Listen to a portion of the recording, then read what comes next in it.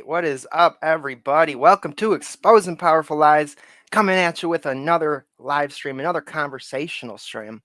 Hi, everybody. How's it going? That little banger, that little ditty was composed by our good friends Ty2048 and this dude Chase Haggard. Don't know if y'all know him, but we got him as a guest on today. Good buddy. I'm just going to bring him on right now. What is up, Chase? How's it going? I know you had to convince me, but I did wear a shirt, so we're good to go. There was a lot of backstage kind of drama. You guys don't need to rib Jerry too hard. He was very.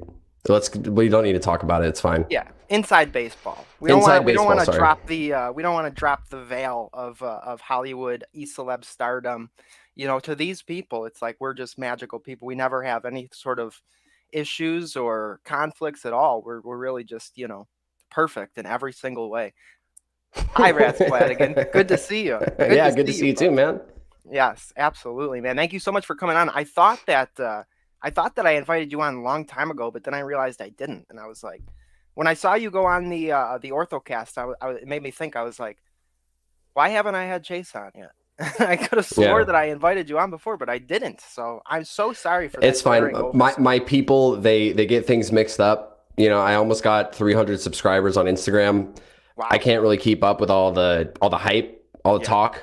So, you know, people like you that hit me up, you know, I try to do a service to you by going on your channel. Thank you. Well, yeah, we finally made it, dude. We finally made it. We have a real star on our show. So I'm very grateful. I'm very grateful for your presence. Yeah, I wanted to have you on, just sort of laid back conversation. Every time that I have people on, I always tell people, like, just bring your funny bone and get ready for a laid back, just regular old conversation. Don't feel like you gotta like present yourself to the world. I'm sure everybody in this chat already knows who you are, and everybody already knows what a brilliant, fast boy genius you are. So, you know what I mean? I do want to say you're a really smart guy, and that's the first thing that I've noticed. You know, I've known you for maybe a year or two now. But I know you do a lot of stuff on that Orthodox Discord. So if any of the mods here tonight could post a link to the Orthodox Discord, that is such a great resource for people.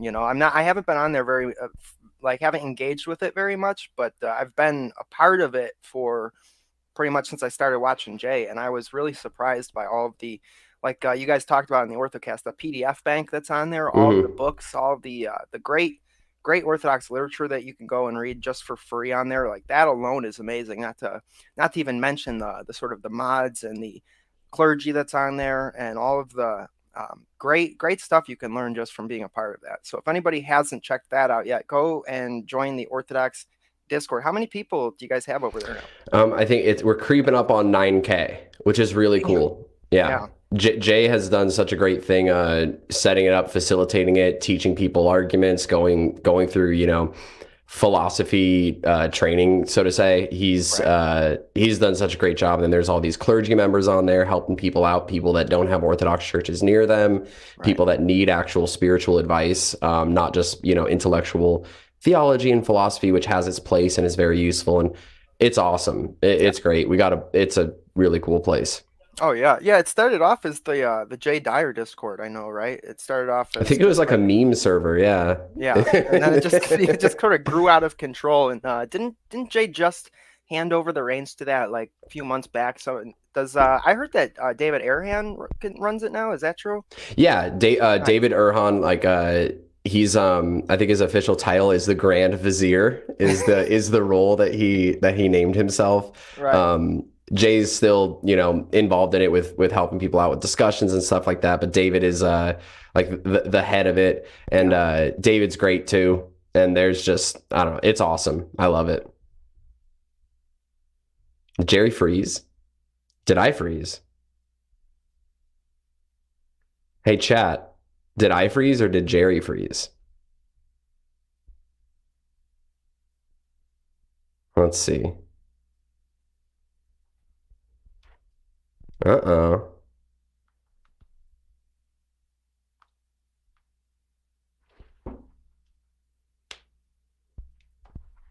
Uh-oh. All right, guys. Well, as long as we're still live, can you guys still hear me? Okay. I think we can. So I wanted to talk to you guys. This is my channel now. I'm just not getting off this stream. This is going to be, this is not going to be a 24-hour live stream. This is going to be about a month and a half live stream. I'm filibustering Jerry's channel. I just need a couple bucks. I need some attention. So I don't really know what we're going to talk about, but this is my channel now. And that's fine. It is a mutiny. I see people kind of going off in the chat. Yes, this is a mutiny. I have no way to monetize it. This is more just to put someone else down. Because if there's anything I've learned from my parents, it's putting others down. That's how you climb up. You climb up a ladder of broken people. Perfect. Cool. So let me see if we can bring anything up to bring up some of my blackmail that I have of Jerry here. That's right. It is about it. It's not about the stream. It's about sending a message, Honkler. That's right. All right. Let's see. I got my blackmail. Jerry blackmail folder. Oh, hey, bud. How's it going? Hey, no, it's going good. So sorry about that, everybody. Geez, it's the boomer tech that we just learned to live with over here on Exposing Power Flies. No, we accidentally had our Wi-Fi thing get unplugged, so I started freaking out. It's like, no, I had to get up and yell.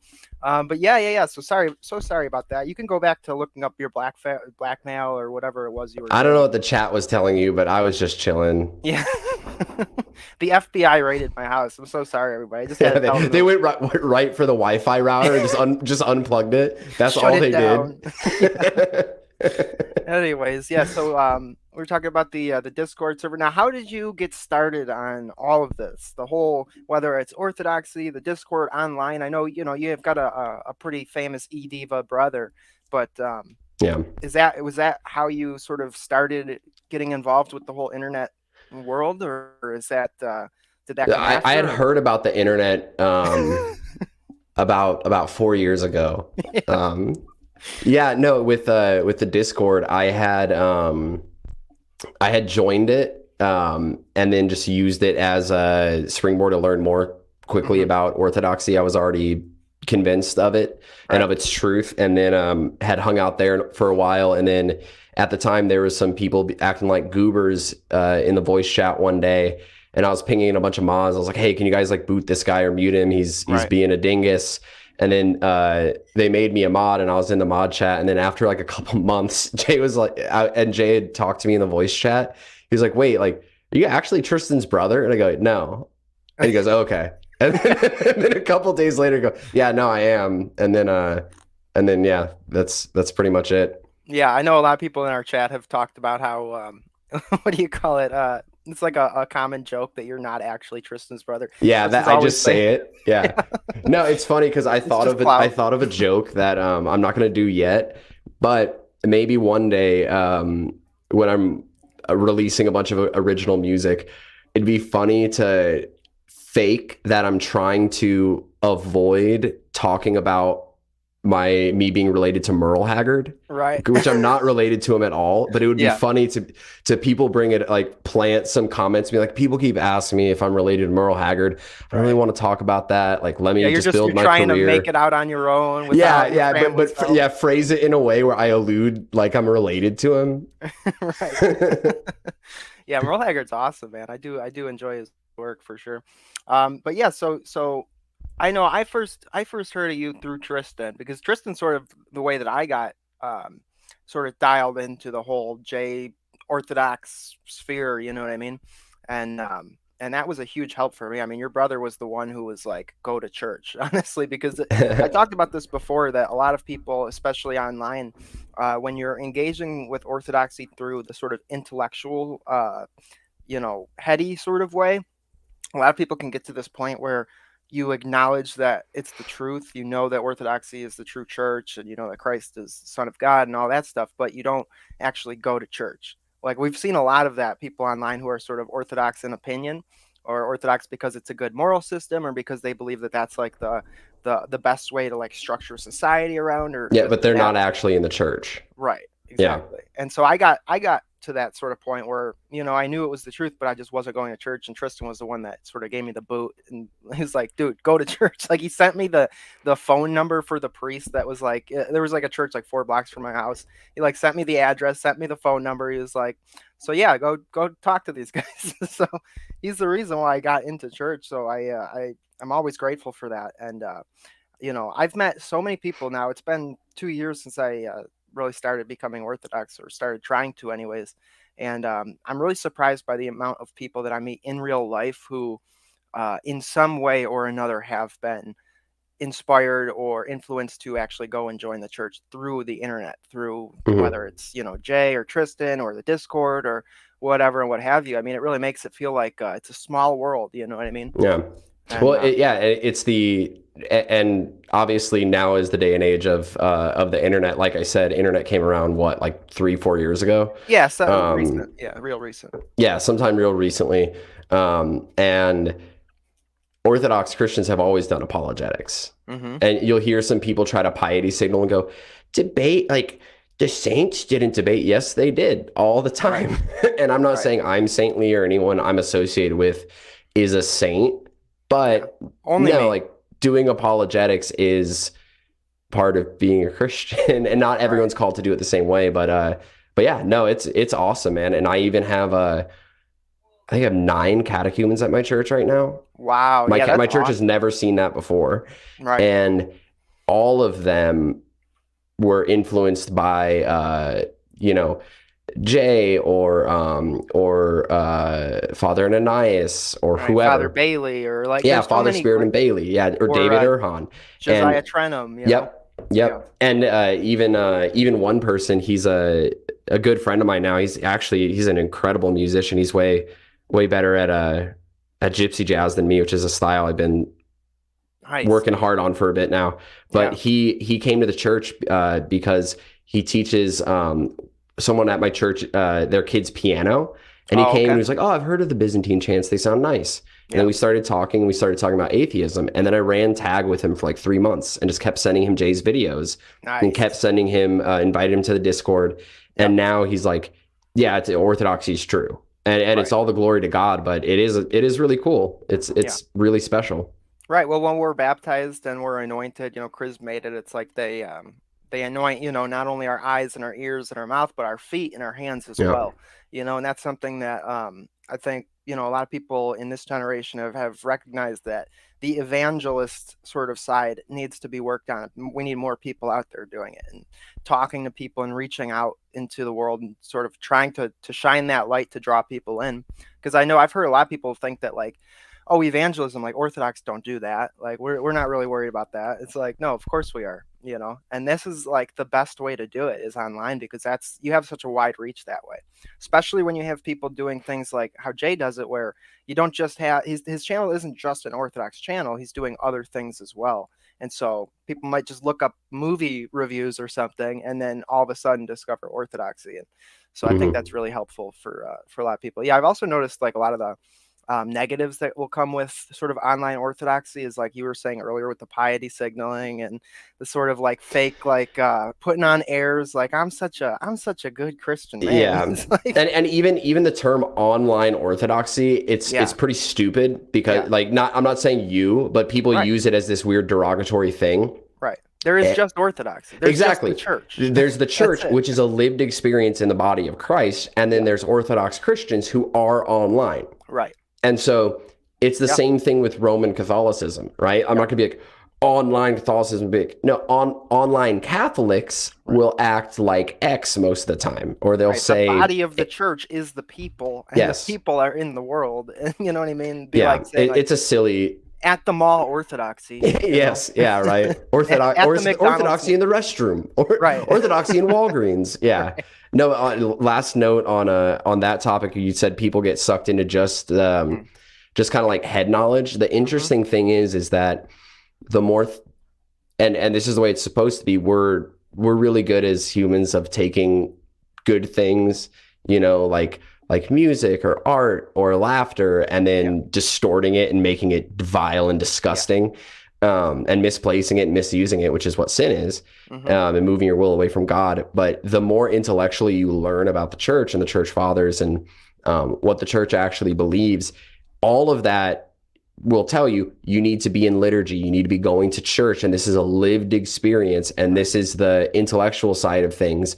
But all that intellectual side, when you actually go and you read it and you learn it, all of that's pointing you to go to church. Right. Which is funny. It's like they're not in tension. Yeah. They're not in tension with each other. It's different. You know, we have people that we've talked to on the server who will know all this stuff about Orthodoxy, but they're not a catechumen yet. We'll say, go to church, dude. Right. And then, that's a different thing. But yeah. Yeah. No, I think a lot of people are looking for worldly solutions, or they're looking for worldly sort of results, with things. Like they want to win so bad. They want their people to win power in politics, or they want, whatever it is, saving Western culture, or like all this stuff. And it's like, yeah, I mean, that's one of the things that becoming a Christian has sort of shown me is like, before Orthodoxy, my mind was so in the world, I so badly wanted to, smash the libtards or like whatever it was, like you just win.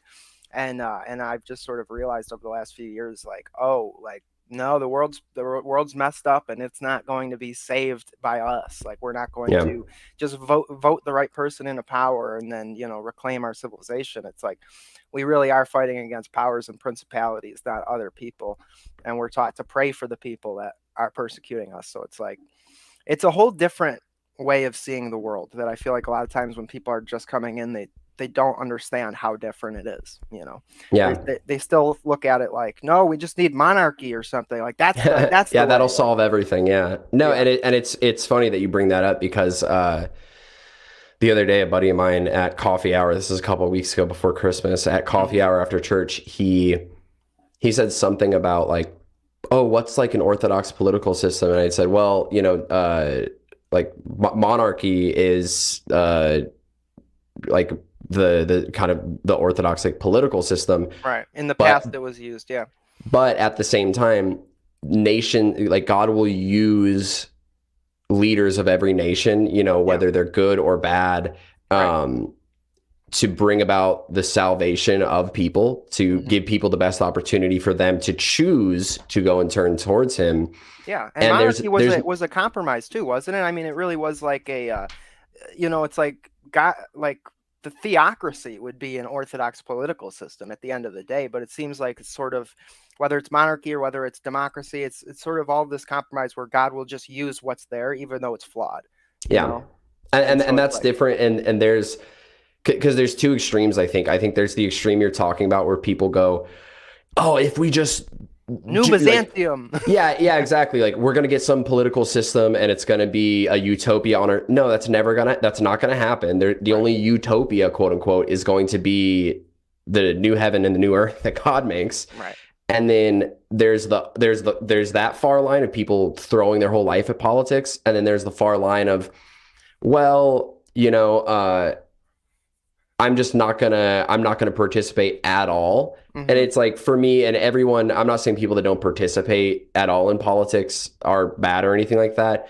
But for me, the way I see it, I'm like, well, I don't need to focus on it. I see that there's abortion. Abortion's the perfect issue for that, where it's like, yeah, you shouldn't be full on into politics, but like, that's an important issue to bring up. If you're like just living in a society, you're in the community or whatever. If there's a group that's trying to push that, like, it would be a good thing for us to go out and either, whatever, protest it, pray, like a lot of the churches I've seen do like prayers at Planned Parenthoods and stuff like that. Yep. And so, yeah, I think there's this sort of balance that we see in almost every aspect of life. It's the royal path, it's not one of the extremes. It's usually in the middle, or like, I know you and Jay and Tristan have talked about like the collapsing of dialectics and stuff. Orthodoxy is always sort of collapsing these two extremes and showing that the truth is usually in the middle. So. Yeah, and it's rejecting the false either ors of different systems. Yeah.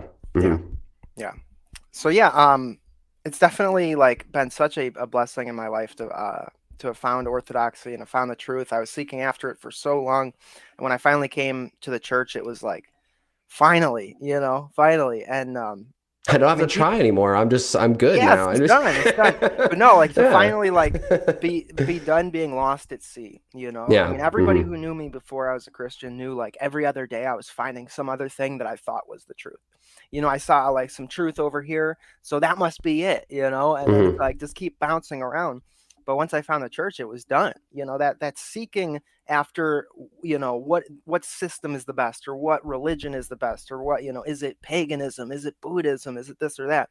Well, Like you now were a I know, hippie. you You know, were a hippie too, right? yes, yeah, oh yeah, we're gonna get into Hey. that. All We're right. All gonna right. get into Yeah. that. Yeah. Me But no, too. the Yeah. sort of you know, that we're always seeking after Christ. You know, Hmm. even obviously once you join the church, like that's your life. Is you're trying to seek Christ's face, right? To grow in knowledge of God, and to sort of not like a Gnostic sort of gnosis thing, but just to grow closer to God. Like knowledge of God is the logos, right? Is Hmm. Christ. Christ is the knowledge of the Father.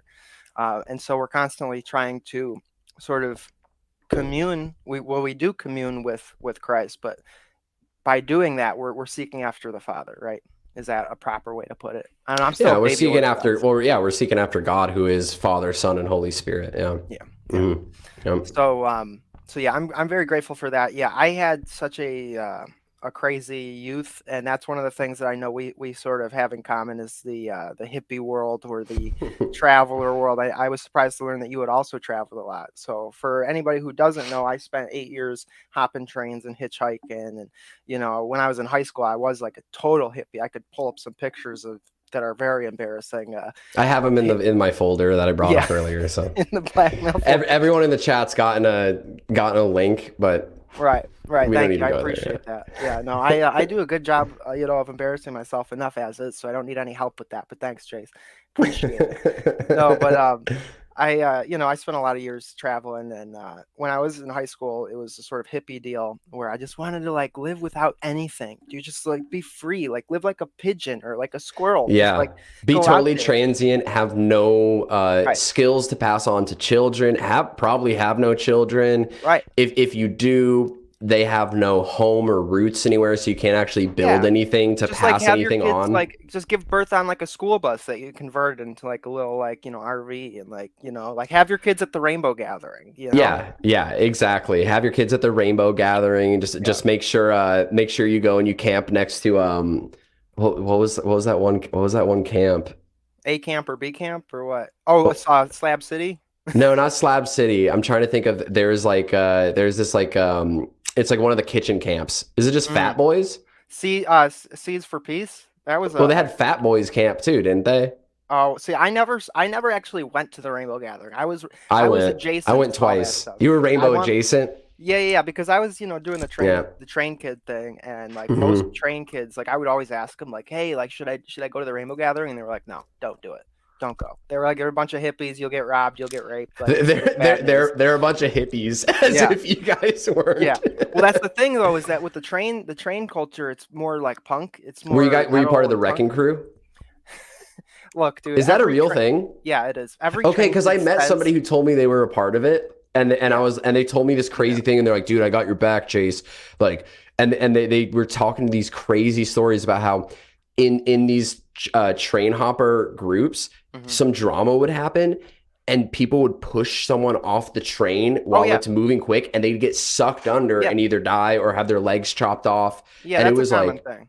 No, that's common. That's no joke. Like that's okay. We could get into that, so but is no, the that why your wrecking. name's Little Ewok? It was It's my train name. It's my It's your gang train name, name. or is it a what's it called? Protective custody. Protected, yeah, protective custody name, Witness protection witness program. protection, yeah, hippie Yeah. protection name. No, there's a bunch of train gangs. There's one called the Grateful Dead family, which is basically a Oh, bunch they're of cool. yeah. Oh yeah, they're great because Grateful Dead's in the name.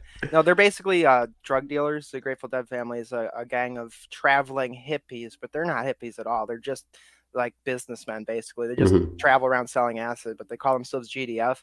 And then there's the Wrecking Crew, which is like a pretty like well-known like hardcore They're like the train gang. enforcers. Yeah, and there's actually a serial killer that was associated with them back in the day that yeah, literally like killed like a bunch of people, and they found out because like all the deaths were happening along train stops.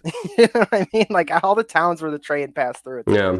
But yeah, no, there's some real shit around there. But the thing is that when you're in that world, you notice that a lot of these kids claim to be in the wrecking crew, and it's like no, like no. But no, I was yeah. There's a that's a whole world. But the thing is with a lot of the train kids, they hate hippies. You know, it's just like because a lot of times you'll meet hippies and they're like these like rich kids that just want to like play homeless. You know, and so it's a lot of them just end up getting robbed or oh yeah, we're friends, bro. Like let's go camp out or something. Hey, you want to ride a train? Yeah, get on the train with me.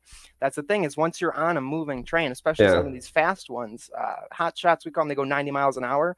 You're stuck. No, and so that's the thing that the person that taught me to ride trains told me. He said, never get on a train with somebody you don't know. Because then you're just stuck there. And yeah, if they want to take your shit and throw you off the train, like what's going to stop them from that? And so that's obviously something that happens a lot. Not even to mention just the dangers of just trying to hop a train alone. You could just lose a leg just from getting on it wrong or getting off it wrong, So yeah, there's sort of a lot of danger to that world. I got really lucky and met these two people that like sort of took me under their wing, and I spent 2 weeks traveling with them showing me all of like the do's and don'ts and how to do this and how to make money and stuff. So I had a bunch of great times doing it, but that world sort of sucked me in for sure. And I wanted to live a life free, and because I saw everybody in my life was miserable, my parents and everybody, all the adults I looked out and saw, it seemed like everybody was miserable to my sort of young idiotic eyes. And I'm like, so having kids, that's slavery. That makes you unhappy. Having a steady job. Right. Yep. And so I was like, I don't want that, and it took me like 8 years to realize like, oh, that's what gives your life meaning. Like responsibility is like the thing that makes it worth, it gives you there's another dialectic. Legacy. Yeah. Is the because when I was a hippie too, I thought the same thing. Like I wasn't like train hopping and stuff, but I'd go around and gas jug to like get from place to place, and we did like 30,000 miles in like 3 months. I mean, a couple guys I was traveling with. Gas jugging is where you have a gas jug and it's like 5 gallons. And you don't like lie to them or something. We walk up and go, hey, like I'm out of gas. Like, can you help me out with some gas? And then sometimes people just squirt it. They'll say no, or they'll just be like, yeah, sure. And they'll just fill it, the whole thing up. Yep. And then we go to all these festivals and stuff. But it's funny. There's another dialectic where it's either have a job, have something you're building towards so that you can have a family and pass things on to your kids, or just have a family or get married and pass things on to the rest of your family and do whatever, or be totally transient and to the world, not to God, obviously, but to the world, when you die, it's like you were never there. Yeah. And it's sad. And I have some friends that are really good people. Their worldview doesn't make sense and they got stuck in that, and it's a trap. Yeah. Both things are a trap. Being a straight wage slave, and working a crappy job and not trying to work your way out of it and get to something better is just as much of a trap of just being a transient hippie where you never build anything. Right. And I feel like at that time, like when I look at it now, it's like it almost seems like it was this desire for asceticism or monasticism. It was like a rejection of the world in one sense, but it was so not founded on the proper foundation. You know what I mean? Well, it was in your own image. It was doing what you wanted in your own image. Yeah, going out and living out in the woods and stuff and smoking weed all the time. Yeah, seeking after pleasure, fun times, good times. And that's what most of those guys do. But yeah, we knew a lot of gas juggers. Like all of that, there's these sort of like camps in that world where it's like, oh, you're a rubber tramper. You've got a car, like that's lame, bro. You're a poser. Or like, oh, you are a hitchhiker, and I only ride trains, bro. I don't hitchhike. So there's this one. Like, it's funny. It's like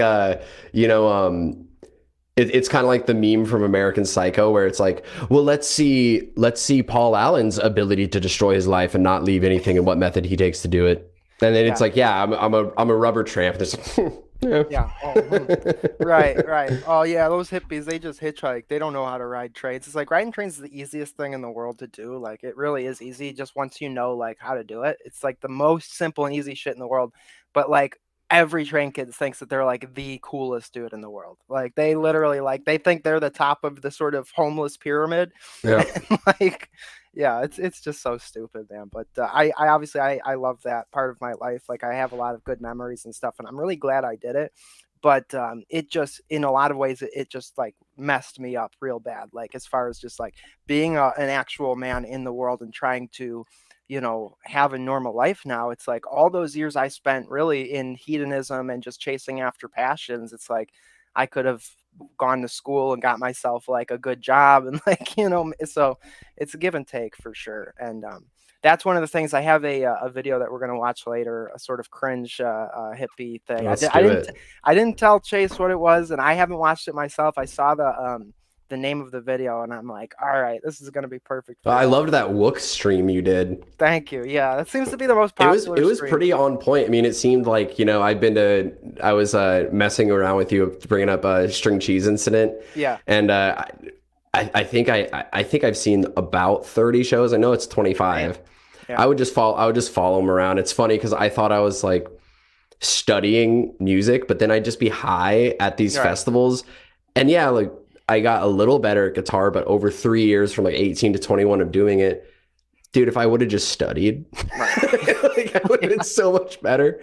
But those people are totally, it's that worldview where they can't, it's so broken, but obviously, they want something. They're looking for God. They're looking for Christ. Genuine. But it's like we're just out here. Right. They take the easy route. I see you, Jerry. I see you. Brother Bear. Brother Bear. Yeah. What's your name? What's your name? Oh, Stardust. What's your name? Moonrocks. I'm Virgo. Yeah. Yeah. Oh man, my name's Tourmaline. Yeah. So, what's your name? 2CI. 2CP. Yeah, my name's Alexander Shulgin. Yeah. Yeah. My name's Keta. My last name's Mean. Oh. Yeah, no, there's the genuine search, and it's like you said earlier, it's a trap, and like that's what's so sad about it, because these people have a genuine longing for like the truth, like, and they think that because they see that there's negatives in the world. Oh, the world is, however, through their own lens they see it, the world's oppressive to Mother Earth, or the world's oppressive to the divine feminine, or the world's oppressive to my freedom and higher self. In whatever way they see it, they see a negative in the world, and so they jump to the other extreme, right? And they reject it whole cloth. So now they're awakened, and they're enlightened, and like the real way to live is to play drum circles on the bus, in big cities or whatever. But it is sad to see, because it's like it's that genuine longing for the good life that they know that they're supposed to live, and they feel something's wrong, in their heart. So that sort of compels them. But then, just like anything, like Satan lays these traps, and so they think they found it, they think they got it, it's like they're awakened. And so it's the pride, and it's the sort of it really is just pride of like, most of these people really think that they're enlightened and like gurus, like they think they're living like a guru. And it's crazy, man. So before we get into the cringe video, I want to pull up the one song that you did. People, I don't know if you know this, but Chase is a musician, and we want to shill his Instagram really hard. So anybody who's here, if you don't follow Chase Haggard Music on Instagram, please go and follow it. Give him a like. We want to help him sort of. I appreciate that, Jerry, and I'm trying to get up to like I'm going to start posting frequently and get up to 2,000 followers by hopefully the end of the year, which is reasonable, I think. And then if you could play like a selected section of that tune, so that, because it's unreleased, so people, when this video gets 1 million views in like a week or two, or however long it's going to take, because I know you guaranteed that implicitly, they'll have to go back and look up a song, hopefully on like Spotify. So if you wanted to play something, you could do like from like 1:30 on, and then we could like cut it at like a certain spot if you feel like it. Okay, so from 1:30, and then so you don't. Okay, so not 1:30 till the end, but just like 1:30. Yeah, like 1:30 in, and then we can cut it at a certain point. I'll be like, "Hey, cut it," and then if we don't lose all the viewers by then, because I'm sure they're gonna, they're gonna hate it. All right, let me pull this up real quick. Let me try to take down off the screen, because I don't really have any reason to show the thingamajig. So I'll do like this. All right, yeah. So yeah, everybody's a musician. How would you describe the music that you play? You know what? This is actually something everybody could help me with. They could kind of describe it, because that's actually a tough thing, like Spotify and stuff, to step out from being like, oh, like I put all these little things in it, and then other people hear, they go, oh, you sound like this and this. Like, okay, cool, that's good to know. So I won't say anything, but it's cringe, it's boomer cringe, indie rock. Sweet. All right. Well, let's listen to this, and make sure you let me know if you can hear it. And I'm gonna try my best to get to 130. But the thing is like, or just around there, and then you can just play it on from there, and I'll tell you, we just cut it. All right. Okay, that's 56. Okay, this is 122. Can you hear it?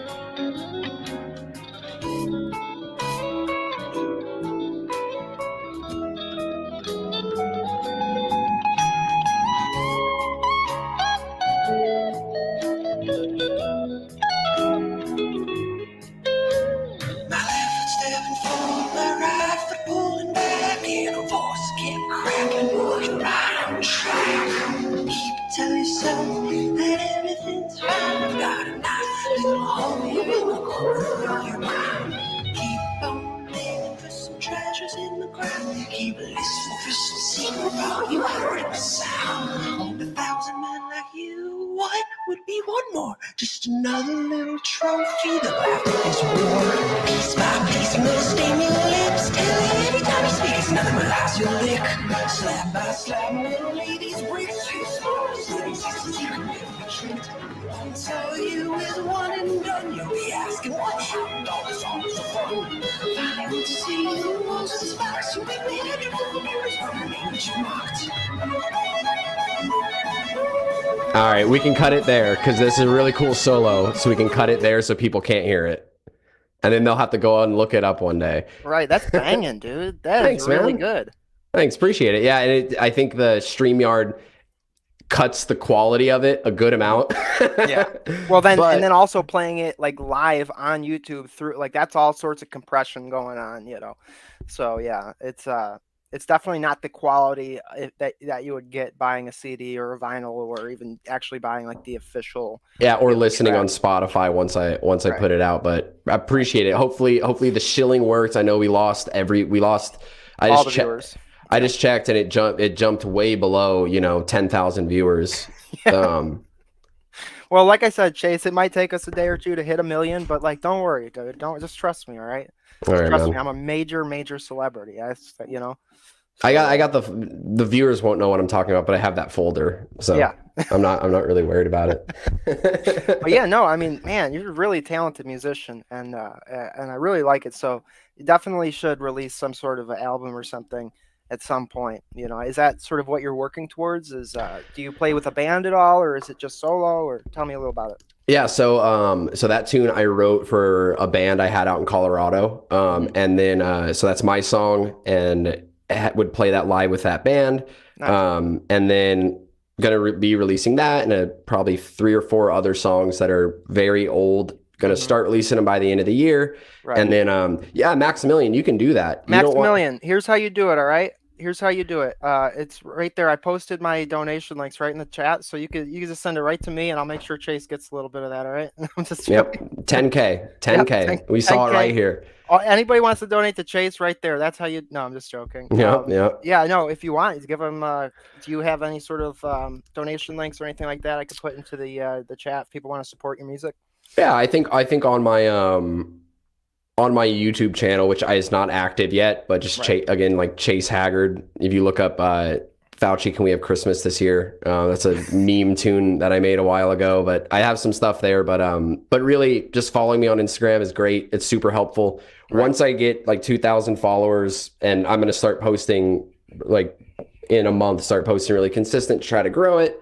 Yeah. Then I'll start releasing, like that song and some other old songs, and then I'm going to be recording new songs with some of my friends here that are just phenomenal musicians. And so right now I'm not in a band, just playing some gypsy jazz gigs next year, and then maybe join a fun indie rock group for the lulz, just for practice. Yeah, man, playing live music is really fun. That's something that traveling sort of instilled in me. It gave me the bug for performing. That's how I made my money, was playing music on the street corner, busking, that sort of thing. And it really, like, now I love performing. I don't think I'd be able to do this channel had I not had that experience of like putting on a show for people and stuff. And so it's really fun, man, especially like when you're actually playing an actual show. Like, it's very fun. So and obviously you got the chops for it, so I would definitely hope to see you continue and going towards that. Also, what was I going to say? Yeah, about Instagram. So like, I've noticed that when you release videos on Instagram, what do they call it? Reels or something? Yep, that's all. That's all you got to post. That's all you need to post. You get really high views on that. Like, I don't have that. I think I have like 1,000 or 2 followers on Instagram. I don't even know how many I have. Let me check. But I don't have that many followers on Instagram. I don't know how many I have. It's like 1,002. Yeah, I got like 1,450 followers, and I get like sometimes 9,000 views on a reel. Like, I did my baptism reel, and that got like up to 10,000. I was like, what? So I feel like it's really good to do. So, not just making posts, but because the posts are real inconsistent. Some posts I'll get 900 likes, and some that's all I'm gonna post is just reels. So right now I'm just like taking a bunch of videos of me just playing guitar over random stuff and then saving them so then I can post consistently. And then so you guys could totally help. If you have an Instagram, following me on Instagram, because then once I hit around 2,000, that's when I'm gonna start putting out full original tunes on Spotify and everything like that. And the whole goal is kind of God willing, I'm sure God will throw a million wrenches in and everything and lead things the right way. But God willing, the goal is just, I love playing music, want to continue doing that and put out music. So then when people want to go search like a music video or something, they'll find this and talking about the Orthodox Church, or they'll find debates on the Crucible, or they'll find me going on Kyle's channel and doing a podcast with Kyle talking about the church. Yeah, tell me a little bit about Kyle, because I had never even heard of this guy. And then when I saw your video, I started sharing the link, and everybody's like, yeah, that's Kyle. How do you not know this guy? I'm like, I didn't know him. He seems like a good guy. So like, where is he, like, from the Discord or something? Has he just so Kyle's social security number is 4238 668. Hang on, let me get my pen. B612. What's the mother's maiden name? It's it's Duschenschlaffnitz is his mother's maiden name. It's spelled just like it sounds. Okay, good. No, Kyle's cool. He's got a channel just called Kyle. Oh, he's Dire Clips? He runs Dire Clips, as Slow Boy Whiteboard pointed out. I don't know if Kyle wanted to keep that on the down low, but sorry. Edit that out, everybody. But Kyle's great. Yeah, he's got a channel just called Kyle. He's got a secondary channel called Orthocast, and then I think he runs a couple other clips channels. Kyle's really cool. He's awesome. Yeah, he seemed like a cool dude. Yeah, so everybody go follow Chase on Instagram, all right? And then before we go on and watch this cringe that I got, I just want to tell everybody thank you for being here. Please like and share. Leave a comment after the video's done. Also, please subscribe to our Clips channel, EPL Clips. It's a small little channel we're trying to grow. And then if anybody wants to send in super chats, you can use the links in the chat or the links in the description, and we will be reading all super chats live. So that's how you can support our channel. Now, we've got this cringe video to get into. Finally, this is what the people want. This is what your audience loves. This is what I noticed love. This is what I love. Yeah. So it's good thing Andrew's finally gone. I saw him in the chat earlier. He was trying to be funny and stuff, but yeah, it's cringe. It's troubling. Quite troubling. All right, so this is a video. This is a video. Everybody who watches our channel will know Skylife. Skylife is the girl who did the video that we watched in a few cringe streams before. My first date with a woman. She's like the typical like hippie girl who's got no sort of foundational philosophy other than just like love and like acceptance and tolerance. Like, so she just goes and does all this, which are just platitudes when you have no foundation. Yeah, and so she's basically just like a ship lost at sea, and the winds come and blow, and whoever has the most like charisma and confidence, like that, like she probably changes her worldview every other day. Like she meets like some confident dude and she's like, oh, that's it. So the video we're gonna watch is her going to a rainbow gathering, and I didn't watch it yet. I just seen it and was like, okay, this is gonna be good. And then after that, there's also a few other ones that we could choose from. But talking sort of a little bit about how she has no defense against deception. Like she has a video where she goes in Mexico and meets up with a Satanist brujo and like does part of this like satanic ritual, and you can just tell it's just like, nah, why I mean, not? it's not really that bad. I'm just like hanging out. Right. Like I'm just It hanging turns out. they're actually really nice people. They're Like I really had good a lot of people. fun. They're really good. Right. Their Molly is so good. Right. It wasn't about the Molly, but I felt this thing. Right. So this is inside America's wildest hippie commune, the Rainbow Family. So let's get a little into this, y'all. Please like and share. We have the Rainbow Gathering. We love you. Welcome to the Rainbow Family Gathering, an unsanctioned. So Chase, you've been to one of these before, right? I think I've been to 3. Wow. Is this a proper representation of this? I think so. far? Yeah, All I think so. I went to one in northern Florida.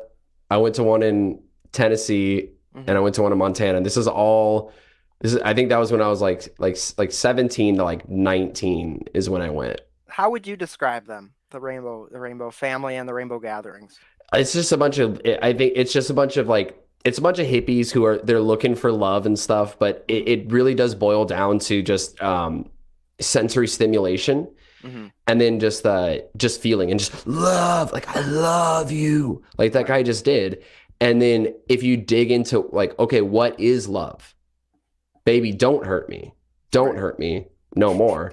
They can't tell you what it is or what the foundation of it is or what is evil, what is wrong, and they'll kind of speak in these platitudes like you talked about, like love, acceptance, tolerance. Like, yeah, me and Jerry believe in those things, but we believe in a different definition of what those things are that make them good. Evil feels like bad and stuff, and like love feels like good and stuff. You know, goodness, high vibe. Yeah. Evil, low vibe. It's really simple. You need me to explain this again? But yeah, it's just, I mean, it's the other side of that. It's the side of that dialectic of people not wanting to work a job that they hate for the rest of their lives and be a wage slave, right? And seeing that, that's not fulfilling in and of itself. Right. So let me go to this other side of the dialectic and be totally transient, never build anything. And so that's what they're looking for, and that's what they're doing here. Yeah. So there's the Rainbow Family, which is everybody who goes to the Rainbow Gatherings. And then there's the gatherings, and there's national gatherings and then regional gatherings. So the national gatherings are the big, massive ones that happen, like 4 times a year, I think. Like they have them usually on like solstices or some shit like that. Like, and basically then you've got sometimes as big as like 10,000 people or more. And then you've got the little regional gatherings, which are the sort of like, some random person in Buffalo wants to put on a gathering. So you go out to the national parks. They have them at national parks, and I'm pretty sure. And then basically the ostensible purpose is to pray for world peace, I believe is what they say they do. But pray to who? Right. Pray to what? Well, ourselves. Like, yeah, exactly. We're all God, Chase. So it doesn't matter. We're just praying to ourselves. Exactly. So there's aspects of it, like obviously remove all the drugs. Right. You know, like I'm saying, there's positive aspects where. But there's 2 camps. There's A camp and B camp. A camp is the one that allows drugs, and B camp's the one that doesn't, right? That was my experience of it. Is that there's 2 camps at the Rainbow Gatherings. When I went there, it was just there was like drugs everywhere, right? And it was all the hippie psychedelic drugs. You know, it was like pot and acid and mushrooms. I'm sorry. A camp was the alcohol camp. B camp. That's right. Alcohol. Yes. So that's right. Because alcohol can lower your vibe. Well, sure. But like everyone just smoking weed everywhere, and little like 8-year-olds with their dreadlocks running around with their spork, trying to get food from the food line. Right. Yeah. But I was just gonna say there could not the Rainbow Gathering itself, but positive aspect of it is, you know, going and camping out. And so camp out in the national forest with your friends and like-minded people, and hang out and just be out in the woods and do it for a couple of days, or if you can a week, and hang out and eat good food, eat food and cook out and just be outside and hang out with your friends. Like, right. But it doesn't need to be this. Yeah. It doesn't need to be this huge Pagan festival. Pagan festival, yeah. Yeah. All right, let's go on a little bit. I will try not to keep stopping and starting it, but I'm gonna. Y'all know I'm gonna. So. Festival Deal that with it. happens every summer, where thousands of hippies flock to a remote location deep in the forest to build a commune from nothing.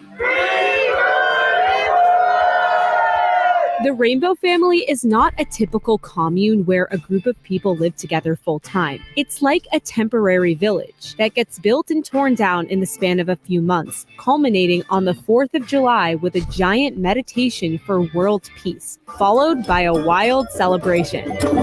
There are no tickets, no money, and no rules. No Everything rules. is free and Take that, Mom. No rules. Like, that's a rule.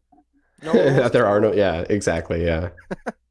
based on a barter system. At its core, the Rainbow Family is an anarchist organization. But what Anarchy, bro. I would come to discover is this event is anything but organized. What began in 1972 is still happening to this day, and a handful of the original Rainbow Family are still alive. They met at the first Rainbow Gathering in 1972. And we haven't aged at all. I've heard about the Rainbow Family before, but as I began researching this, I came across a lot of mixed reviews. Thousands of people are expected to show up and illegally camp on national forest land. So what's the truth about the Rainbow Family Gathering, and who exactly is Did you see the family? shaman guy? I have to Yeah. find out. So I'm headed to He's just circling a tree and just and people are watching him just because it's like it is like Osho. It's like, oh, he doesn't really move. He must be at peace. That's deep, bro. It's so deep, dude. Yeah, every single one of these people thinks they're a shaman. That's what's so crazy about the hippie world is like each one of them thinks they're a shaman, and that's actually the worldview. Is that like everybody's God, everybody can be a spiritual leader. Yep, and what they don't think about is if everyone's God, then there's no right and wrong. Right. There's no objective right and wrong. And a lot of them will tell you that, like flat out. You know, like it's all Some of them will subjective. bite the bullet. Yeah. Yeah, it's crazy. to experience this historic event 50 years! And hopefully get some answers. boy. But I am not about to do this alone. We are on the way. This is Rich. Rich is an OG hippie. What is your Oh, claim great. to fame in your hippie career? I lived in a commune. What kind of commune? It was a cult. I was in it for like 35 years. It was Resni's Purim. Guys, Rich You was know that guy was super spiritual because he had an Indian name. Yeah. Raji Spiram. Yeah, he was. Yeah, his name's Rajni Spiron. He's from Indiana. He's a shaman. He's a shaman, dude. Yeah, he does ayahuasca ceremonies in Illinois. Yeah. He's from Peoria. was in Osho's cult. If you haven't seen Wild Wild Country, you need to watch it. It's one of my favorite documentary series of all time. The irony. I know, right? Like how, like I see these people posting like Osho like quotes on Facebook all the time, like just random hippie. If you love a flower, don't pick it up. It's like, come on, like how can you not pick up on like the pattern here? You know, like these, like you see somebody like Osho and you see how bad that went and all the badness associated with it, but then that doesn't like wake you up to like the problem with the whole new age hippie thing. Like I don't get it, dude. And then the fact that people will unironically quote Osho, like they think it's some deep thing. It's like, have you never heard like what happened with the dude or like the story at all? Like, yeah, no, they don't care. It's something. It's a bumper sticker platitude. right. Because the sad thing is, and it's not that the people are bad because God makes everyone good. Yeah. It's that they're choosing a false system that's really stupid. But when you get it, me and Jerry were both sucked into hippieism, and there's a lot of things that go on, and I have my theories about, different things that happen, especially relating like music and your noose. But you get sucked into it and everyone's around you just affirming it and no one's challenging anything. Yeah, because that's low vibe. Yeah, because it's low vibe to do that. It's judgmental to do that and to evaluate a worldview.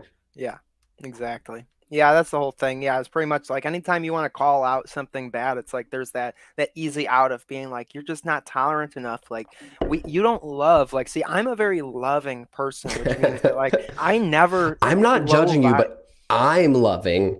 Yeah. Me. You are. I love you. Right. Like I've dated chicks before that had these sort of like new agey things going on. Like you could tell like in they had the little new agey mindset. And it's like anytime there was like a problem, if you want to bring it up, it's like, I'm getting low vibes right now. Like I'm getting kind of bad vibes from you right now. It's like, yeah, because there's a problem and I'm trying to address the you problem. cheated on me. Right. Well, like I am not your property. Right. It's like, I don't like that you're doing this. Like, oh, it's just feeling very bad vibes right now. Like You're so controlling. Right. It's like, it's crazy, dude. Like, yeah, there's no sort of freedom to deal with problems because it all has to be positivity and happiness all day, every day. Which really does come down to just feeling. Right. Yeah. Like it's like positivity in our worldview would be a movement of your will towards God and to further repentance and to working and that's hard. That's not always like fun, good feely time. No, it doesn't feel good. Right. It can feel very painful. Right. And like that's healing. what actual positivity is. It's like you break your leg, right? And then you put the cast on. Does it feel good right now? No, it hurts, but it's healing. You know, it's like people expect it to be like a magic potion or like a painkiller where you take it and it feels good now. And it's like, that's not the way that good works usually. When there's a problem, it requires, you know, treatment and then healing. And the healing process is typically really painful. Yeah. You know, but it's sacrificed now for a greater good down the line, which you know, the devil and obviously all sorts of different deceptions that the devil can bring, like this one, usually offers you the quick fix, the easy out right now. You get it right now. It's goodness now for future pain. Unlike God, you know, it's inversion. It's like, you know, temporary pain for a eternal and future good. Mm-hmm. Yep. Yeah. The memorabilia. Oh man. In Wearing the Osho pendant, really? Yeah, made out of wood. Oh, This wild, wood is so wild old. country is 100% true.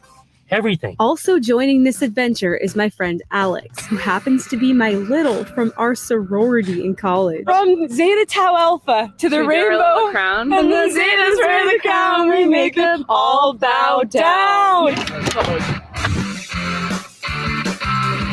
Never take an electric car on a road trip. The stock music they chose. Oh, I know. Yeah. Yeah, this is what you get when you go onto YouTube and you look up like copyright-friendly music on the YouTube studio. Yeah. Like they offer you a bunch of this like fake music that you can play. It's all real bad like this.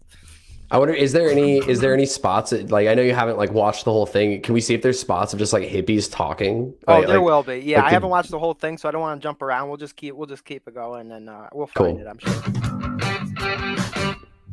Oh my God. Are you nervous? A little bit. A lot of law enforcement. They're getting ready. Oh, jeez. Oh my God. Oh my God. Oh my God. He just manifested it. Yeah, exactly.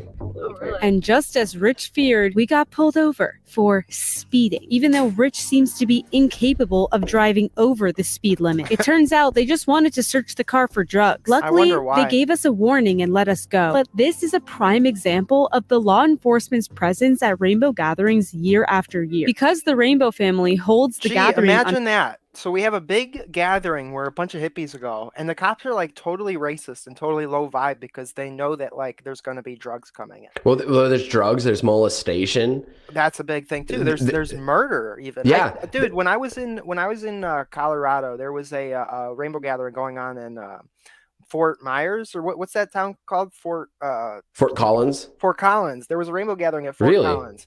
The college town. Yeah, and this was a while back. This was like, I lived there for a bit. I want to say this was 6 or 7 years ago.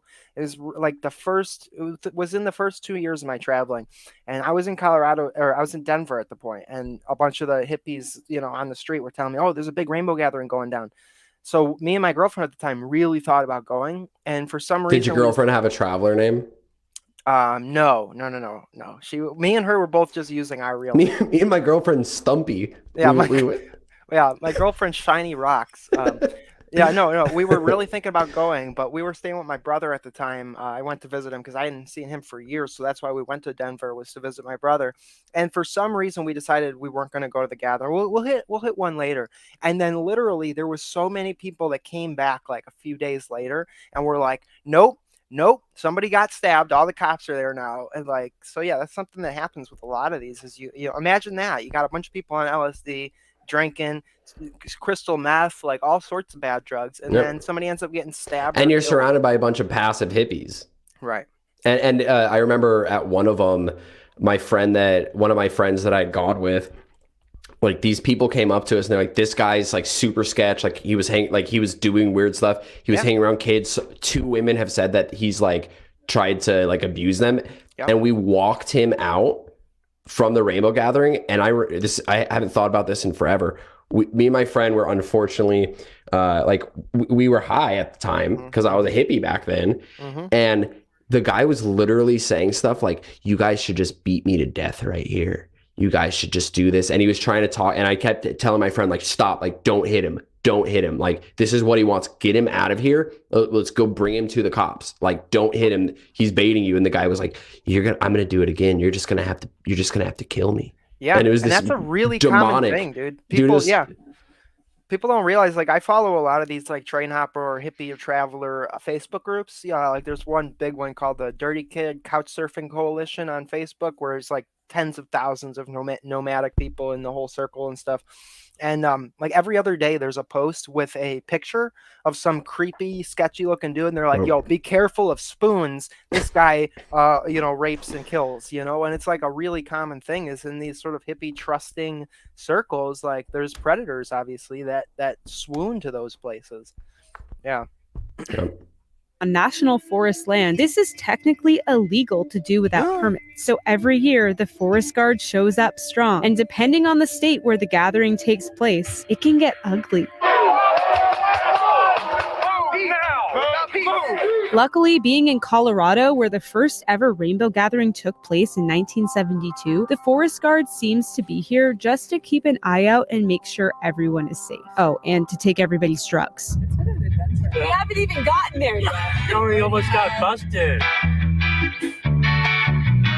This is it. Welcome, Rainbow. I wonder if that's the official sign. You look very official. Nothing about this is official. We've arrived. It's raining, but there's a double rainbow. Yeah.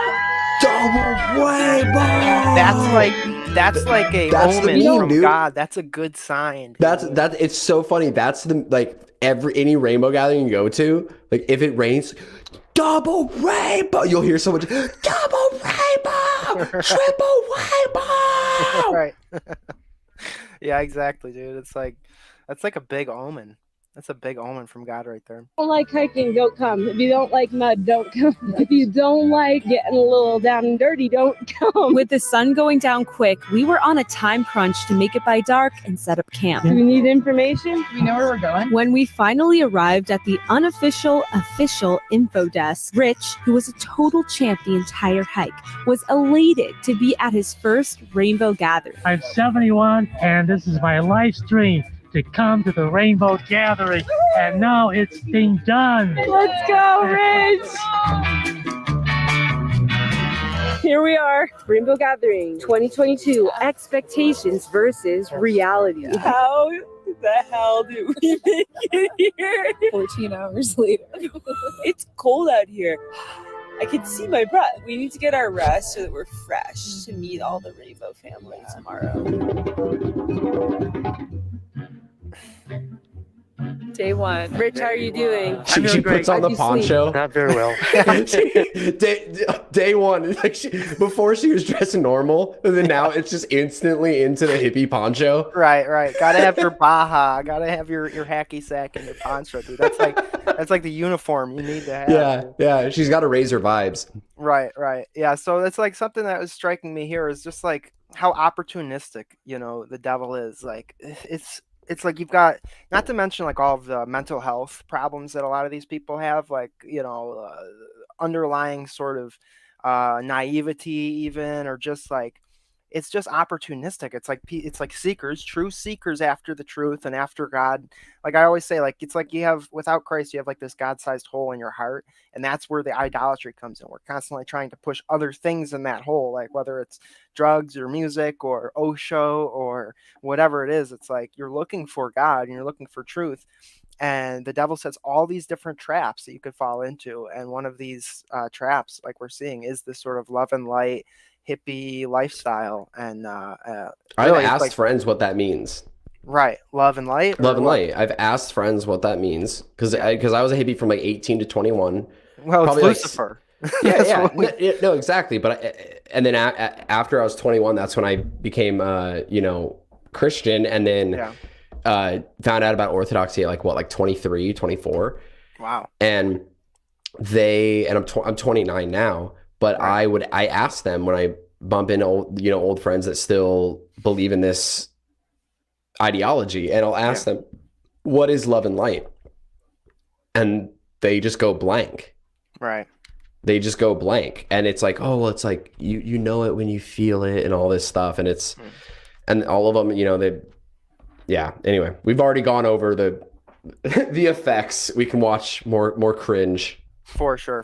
Everybody, please smash that like and send in super chats. We got a super chat from Maximilian Patterson, who sent in, I think this is rubles, 541.45, comes to $7.20 in American dollars. Thank you so much. I seen 540.45 and I was like, damn. And then I checked, it was $7. I'm like, nice. Thank you so much, Maximilian. Really appreciate you. But yeah, everybody, I'm posting. I know that guy. Yeah. I saw him posting in the chat, so it means a lot to me. Thank you so much, dude. And I'm posting the links up in the description, and I see our mods are also posting the links. Thank you so much, guys. Everybody, if you don't know, let's give a big shout out to the Baselet Analyzer, Dangerfield Henley. Go subscribe to him. He's the man. But anyways, we're going on. Yeah, he's got a great channel. Yeah, man, he's really blown up, and he's got a lot of good information. Like he does. Just yesterday, he did the stream on Houdini. That was really good. I've learned so much from the guy, so it will not be a bad move to go subscribe. The drumming kept me awake all night. It's a scene out here. I mean, there's just like constantly yelling. Look who we found. Yo, here I am. Hi. Yeah, we're here at the Mandela City Manifest camp. If you ever want to find like that meme, that stereotypical dude that's like a male feminist but is really just like a predator, like these are the places to go. Like, no, I like love women, dude. Like I'm just like an ally to all women. Like you want to like sleep in my tent? Like I'll protect you. Your boyfriend Jerry doesn't own you, Stumpy. Right. Listen, Stumpy. If he guilt strips you, it's just manipulation tactics. My girlfriend's name was not Stumpy, Chase. Traveler name, nickname, whatever, dude. Stumpy. Yo, you know how many travelers I met with the name Spoons? That's like everyone's name was like Spoons or Bibs or like or Booger or Snot or Bacon. Bacon. Yeah. This is my girlfriend Booger. It's like, what's your real name? Oh, dude. I love you, bro. It's all love and light, but no. Yeah. Well, I can't tell you my real name because it's on the registered sex offender list. Yeah, so exactly. Call me Spoons. Just call me Spoons. Oh shit! Hang on. I keep doing this. There we go. And build a network of communities where we can live kind of like this at rainbow gatherings, but maybe more permanently. I'm a complete newbie to the Rainbow Gathering, and you are experienced. What is your biggest piece of advice? Eat as much food as possible. I'm on a food tour right now. I'm going from one camp to the next, just trying as much as I can. What is the best kitchen you've experienced thus far? Instant soup. Where we're going now? We're going there. We're going there. So many tents. All around in these woods, there's camps. How deep it took us like 30 minutes to walk back there.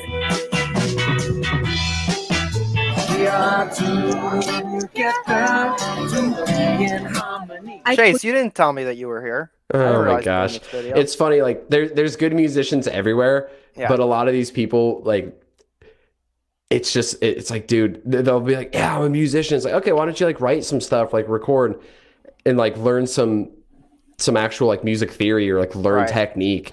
But it's always like, yeah, but I could just like write some lovey-dovey stupid song and play a 1-4-5 open chords and just, you know, impress some stoned hippie chick. Right. Yeah, it's not hard. It's not hard to play a good song around a campfire, you know.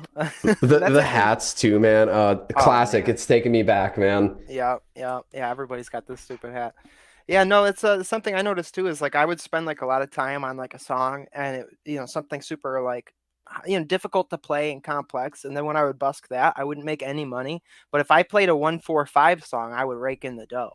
You know what I mean? So it's like that sort of shallow, basic, oh, you could tap your foot to it. Like that's where like the actual money for, like, look at like a Britney Spears or a Justin Bieber or something, you know, making millions of dollars. And then you see like, you know, a Jaco Pastorius or like some like really talented, you know, jazz musician who nobody knows about. Yeah. And then it's funny because there is, just on the subject of like pop music, there's a couple good, you know, like, sure, the chat may roast me, dude. John Mayer's really good. Yeah, he writes like lovey-dovey songs, but the musicality of what he plays, he actually does some tricky stuff. He's a great guitar player, and it's like, yeah, it's pop, but it's That's really none of it's bad. Like none of John Mayer's music that I've listened to is like some evil stuff. It's like, oh, it's just everything's a love song. All right. Like, yeah, cool. Well, there's those sort of like the meme thing where it's like, you know, there's certain bands that it's just like well accepted that that's cringe, and if you like that, that's cringe. You know what I mean? Like and a lot of it isn't actually based on like any sort of like moral leanings to the music. It's just something that like, you know, people just they want to be accepted by the masses, and so if there's like a well accepted belief, like you don't want to say anything against that. Yeah, it's like in these hippie circles, like you bring up Christianity, like real Christianity, that's just well known and accepted. Like don't go there. That's mean. That's bigoted. That's mean. You know? Yeah, no, exactly. And last thing on that is, you know, when people think about or they meme on like Nickelback. You tell me that if Look at This Photograph came on right now, you wouldn't have fun. You would have fun. It's a good tune. Yeah, it's a meme, but come on. Come on. I actually wanted to ask you, what are some of your favorite bands or favorite musicians, influences, anything like that? Yeah, Charles in Charge theme song. Birds. Satan Is My Homie. Is that a real John Mayer song? No, that's not a John Mayer song. And if it is, then that song, I wouldn't listen to it. Yeah. Let's see, like Birds, Charles in Charge theme song. The song Under the Sea. What, from Little Mermaid? Yes. That's pretty much it. That's pretty much all I listen to. Nice. It's solid those three songs on repeat on Spotify. And then just the short intro song to what's it called? That 70s Show. Oh yes. What is that song? I got Drew Carey's theme song stuck in my head. Da-na-na-na-na. Yeah. Oh, and that song by Blur. What's that song? Woohoo. Yeah. No, it's not called Woohoo, but it's called song number 3 or something. Yes, like, exactly. No, I think that's it. It's like song number 2 or something. Yeah. That's all I listen to. Nice, bro. Nice. Quickly realized that using my camera at the gathering was a bit sensitive. So I had to be as respectful as possible and do my best to ask for consent before filming people. It became clear that documenting this experience would require a lot of intention and communication. So this is the perfect time to thank the sponsor of today's video, Skillshare. Skillshare is an online... Skipping. Nobody cares. They never paid you. Nope. Why don't they pay you? Skillshare is... Your channels... I mean, this is going to get like a million views. Exactly. No, Skillshare is super low vibe. They never paid me money. So, I mean, you know, I'm a really good shill. Like, I could shill pretty hard, and like, they don't seem to appreciate that about me. You'd be a great sponsor. Yeah, that's what I think. As long as you're not within, you know, like 500 feet of a school. Exactly. I don't need to do that to do YouTube. I can stay really like far away from schools while I'm doing YouTube. So. Gathering is set up is there are different camps scattered for miles throughout the forest that build makeshift kitchens where volunteers cook all day and night to feed people for free. This is instant soup, but it doesn't seem like the process is very instant. It's not. There's a lot of love and energy that goes into this. I've seen hundreds of mouths get fed at this kitchen. So right now we are on our way to the main meadow where apparently a group of the elders from the Rainbow family are going to be sharing some stories. So I'll tell you about the 72 gathering when I was 22. This is the elder. Jerry Garcia farted on my leg in 72 and I didn't wash it since. They were in the middle of scarlet begonias. I actually got the fart tattooed where he did. I got a bottled Jerry fart from in the middle going from China Cat Sunflower. And I know you rider. I was there. Yeah, Elder Sunshine, dude. What Hippie that had gone to Woodstock in 69, 3 years earlier. That changed my life, and I was looking for the next. There's nothing more depressing than these boomers that like literally like they have spent their whole life just like Woodstock memory. Like that's the one thing that's gotten them through the last 4 decades. It's just the memory of that one time that they slept with some random chick in the mud at Woodstock. I can't. I know Chase has got some serious. Something's happened to my face. Woodstock, bro? Did he say Woodstock? You were there? Tell me about it. Wow, dude, it was like a really good show and there was a bunch of great musicians. You must have a way deeper spiritual understanding about it though. Yeah, and there's love and Vietnam and you wouldn't know. You weren't there. You just had to be there. And it's funny. It's like now I haven't been to a music festival in years. Like I would totally go to a good one that's not like nasty and just camp with friends and have some drinks. Right. And then it's like people ask me how was it? Like, oh, it was really good. I got to see this band and this band and this band and this friend came out and Jerry came out and yeah, we brought some good whiskey and it was fun. Yeah. It's like, but with this is their liturgy. Yeah. This is what they go and they worship. Yep. And it's fascinating because when you look at it, like when you were at shows as a hippie and you were unfortunately, like we both did, messing around with psychedelics and stuff, did you had those moments of like nonverbal communication, right? Oh yeah. Like on drugs and stuff. You're talking about like almost like what do they call that? Telepathy and stuff, shared trips, stuff like that. Yeah. Yeah. So to now them, that's proof that like it's like a God thing, like that. It's like that's spiritual. Like, well, it's funny because we can actually account for that and what's happening, but without saying, oh, we're all one and we're sharing in this shared illusory experience, which then destroys the possibility of knowledge. Right. Your noose which receives and also you send out your created energies because you're a creature. Yeah. Is throwing out the small bluegrass festivals. I would totally go do that. But your noose is reaching out and moving your energies of your noose, the eyes of your heart, to these things and to these other people, and their noose is freaking out because they ate a bunch of drugs too, and so you're picking up on each other's created energies. Yeah, and then there's a bunch of demons playing around too, and it's like it's not. It's amazing because God made it, but you're misusing it. But it's not some unexplainable thing. Right. Or explainable by world. There is things that are non-physical in this reality, and there's a whole immaterial, non-physical, incorporeal world. And we have a veil over our third eye. We have a veil that's put there to protect us, literally, because we're not ready for it, because that is the realm of angels and demons, and it's very easy for us to become bewildered and awed by demonic forces. And then assume that that's God. What we're interacting with is God. And then just trust it whole cloth. Oh, you need blood? You need me to sacrifice some blood? Okay, got it. Let me go do that right now because this amazing entity, it's God. I just experienced God. No. And it's like, so God literally like puts that veil up to protect us. And then we take, you look at all these different pagan religions and cults, and all of them say, take these drugs to commune with God. And actually some of them will say like, you can't experience God without intoxication. Like you need to take the ayahuasca to experience God, and it's literally there to drop the inhibitions, which are there as a defense mechanism to protect you, And once you actually do become a little more spiritually advanced, like say like a monk on Mount Athos, they have access to the same noetic realm that a person, but without the distortions, right? That you're taking from drugs, yeah. The and even a lot of drops priests you in there, even like priests will have like most likely every single priest, unless they're unfortunately like subversive or something like that, their noose is going to be much more cleansed than yours or mine. Yeah. And they're going to pick up on a lot of things without us even talking. Right. And it's just funny that, and scary how the hippie worldview, it really is, well, I experienced this stuff. And then they'll just pick up on these little demonic thoughts that these demons throw them. Everyone's one. You are everything. You are God. You're creating your own existence.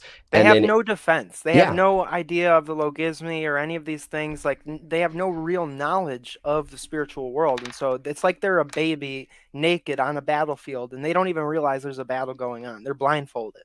But because they have an experience, it becomes impossible to tell them otherwise because they've experienced it. So, you just must, it's like, oh, you just must have never taken LSD before. You just must have never taken 2CP before. And then you say, no, I have. And they go, oh, well, you just did it wrong then. Your intentions are wrong. And it's funny because a friend of mine on New Year's, she was asking me about that. And she was asking me about, LSD. And I was like, yeah, I don't recommend anybody does it. I never had a bad trip. No, and I told her, I was like, when I was young, like 8 years ago, and before that, I was like stuck in it, and I did it a lot. Right. And I never had like a bad trip. Right. Everything in the moment I thought was positive, and there were some like tense moments, but now I look back and it's like, it's all demonic, but feels good equals good. That's like, that's like the basic philosophy. Heroin feels really good. Exactly. I've heard. Right. And that's what I always say to people. That's the example I always use. It's like, yeah, heroin feels good, but it's not good. It's like, that's such a basic, obvious example that you can carry over into a lot of these sort of deceived worldviews. And it seems like it's really just like hard for these people to grasp this concept that just because something feels good doesn't make it good. 99% of all of the psychedelic experiences I had were great times. I had fun nights with my friends. I thought that I had some great, amazing insight into. Tell me one of them. Yeah. Like I'm like one with everything. You know what I mean? It's like, and you can never verbalize it. I know you mentioned that on the Orthocast. It's like you have these deep, like mind-opening experiences, but you can never actually say what you learned beyond we're God, nature's God. We just need to like stop hurting the earth, bro. Like I just realized like every cell of my body. The answer, it's go vegan. Right. Just work a dead-end job and never try to find a good career for a company that you like working for, or start your own company or have a family. Like, no, it's go vegan. Do more of these drugs, and just like go see music, like just go have fun. And I've had bad trips too. I had some really bad ones. My very first trip, it was really dumb. Like I had no idea. All I knew about acid was like Fear and Loathing in Las Vegas and like Jimi Hendrix, and like it was like a drug. It was gonna make you cool. It was gonna make me cool. Yeah, I was gonna like see some stuff that wasn't there. That's all I knew about. I didn't know that like you can't go to sleep when you're on it. I didn't know that it lasted 12 hours. I didn't know anything about it. So I bought it. I was a freshman in high school, and I carried it around in my wallet for like 2 weeks, and I was just the whole time my mind was blown. I was like, oh my gosh, I have it. Oh, like I was so excited about it. Totally idolized. Like you've got this Gnostic key. Yeah. Like I got like I'm gonna find myself. Yeah, I got the red pill. Like I have this like amazing thing. And then when I had work that night, and I got home at 10 p.m. and I had school the next day, and then work immediately after school. It was a Thursday night. And so 10 p.m. I get home, I take a shower, I take it before I get in the shower. No idea that like I'm not going to be able to sleep tonight. Like I'm going to be fried, and then I have to go to school and work. Like won't get a chance to rest until like 10 p.m. the next day. And I spent the whole night just laying in bed, like literally like in hell. Like it was like I had gone to hell, just watching the clock. Like, but then you had to do it again. Right. And then it's like, so like, yeah, I had this horrific experience, but then, and like, of course, by the time I was in school the next day, I was so fried. I couldn't barely keep my eyes open. It was probably one of the worst days I had in my life, was the next day trying to like function, What a blessing that God was trying to give you. Right. And like the whole day I'm like, I'm never doing that again. And then by the next day I was like, oh, I did that wrong. I need to try it again. But like, wait a minute. Aware. Joe Rogan. Right. Right. Joe, Okay, Right. yes, I'm in. Right. Yeah. Yeah, so it's like I was like, oh, I must have done that wrong. Like I need to try it a better way. And then from that point on, like it was all good times and stuff because I knew, okay, I can't do this when I have school and work the next day, blah blah blah blah. But yeah, so most of it was fun, good times, and that doesn't make it good at all. But no, I've had a few bad trips where it was real bad, and yeah, I think that's like I often wonder about that, like what the demons use those sort of bad trips for. And I think it is just like a breaking of your psyche. I think they just enjoy putting you through pain because when you're at the point where you're taking those drugs, like they got you. They don't need to rope you in anymore. They got you. Like you're basically already deceived, you know. And now they're just playing with you. Well, the thing is too is it's like you obviously anybody that chooses to do that, it's not like neither me or Jerry is like, oh, we're better than you, you're a bad person. It's like, no, it's a dangerous situation. Yeah. And the interesting thing is that you can choose to do an evil and God can bring a good out from, he bring the greatest good out from you choosing to do an evil. Not that the evil action brings about the good, but God is working for the good. And nothing escapes God's providence. Yes, exactly. So, those bad trips, it well and could be, God trying to go, wake up, dummy. Right. and then you just, like I did, like, just go do more. Yep. No, I think back to those times when I was in high school and really starting to dive deep into drugs and stuff.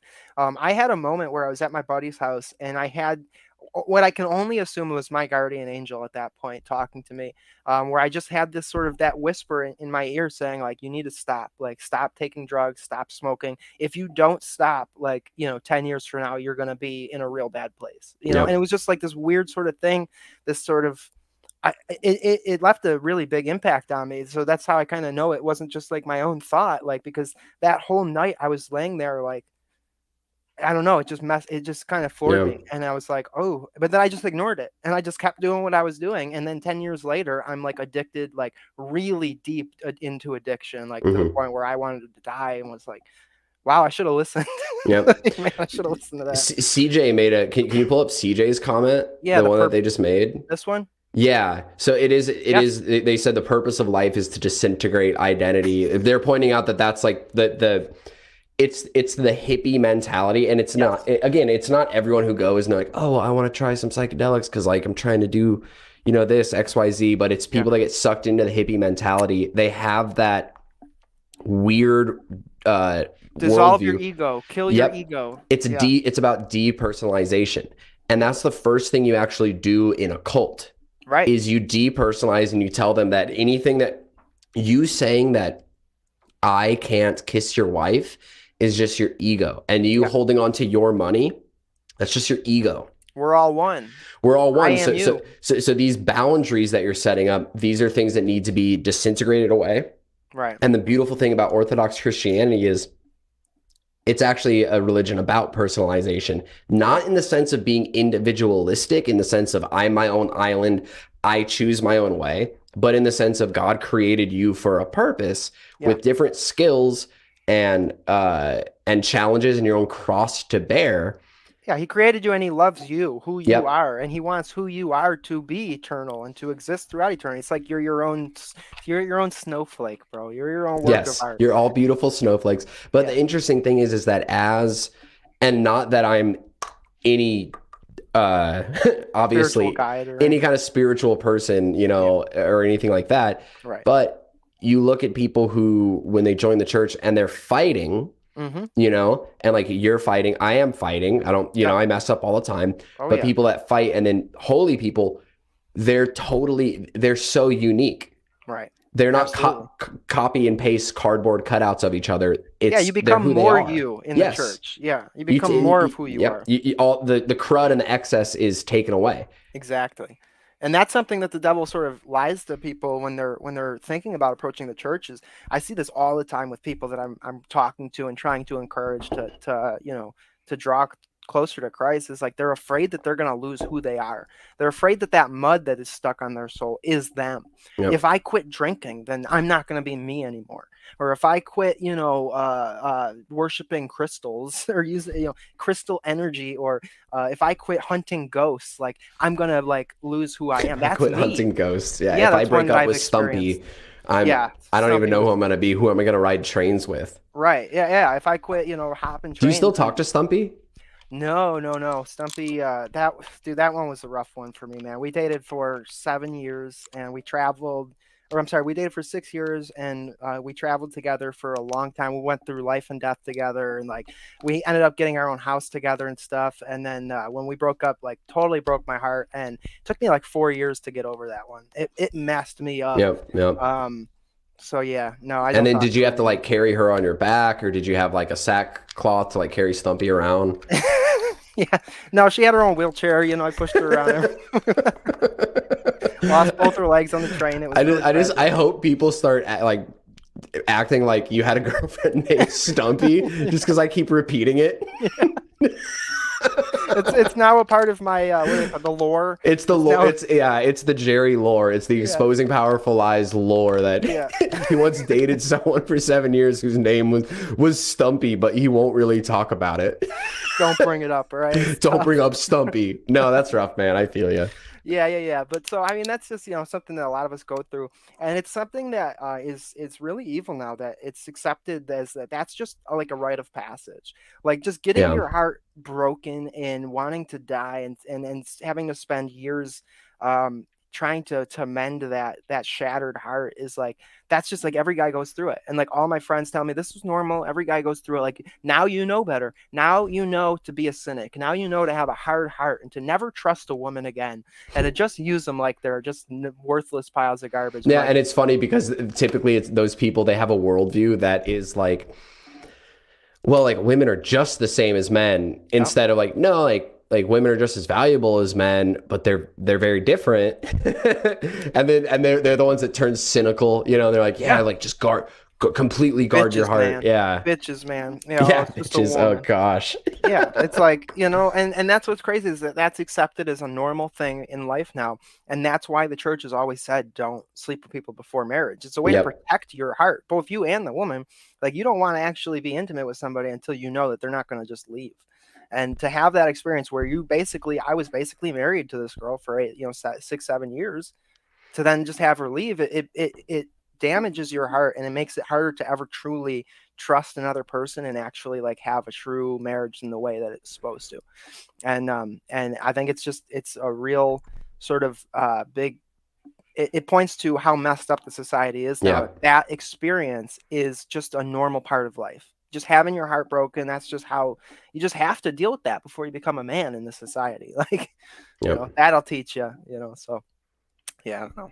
Back to the hippie wisdom. Step on my path, and that was in '72 at this rainbow gathering. It was in some ways even better than Woodstock for me. The original rainbow was just like it is now. It was very inclusive. We've always had people of every persuasion. I almost am like getting more excited about the satanic video that she did, because I think that might actually be a more obvious example of where the problem is with this. Like, I do want to see just like hippies telling their worldview if they have it, just for like a second, and we can, if you want to move on. I mean, I get it's technically my channel now, but you can move us on anytime you want.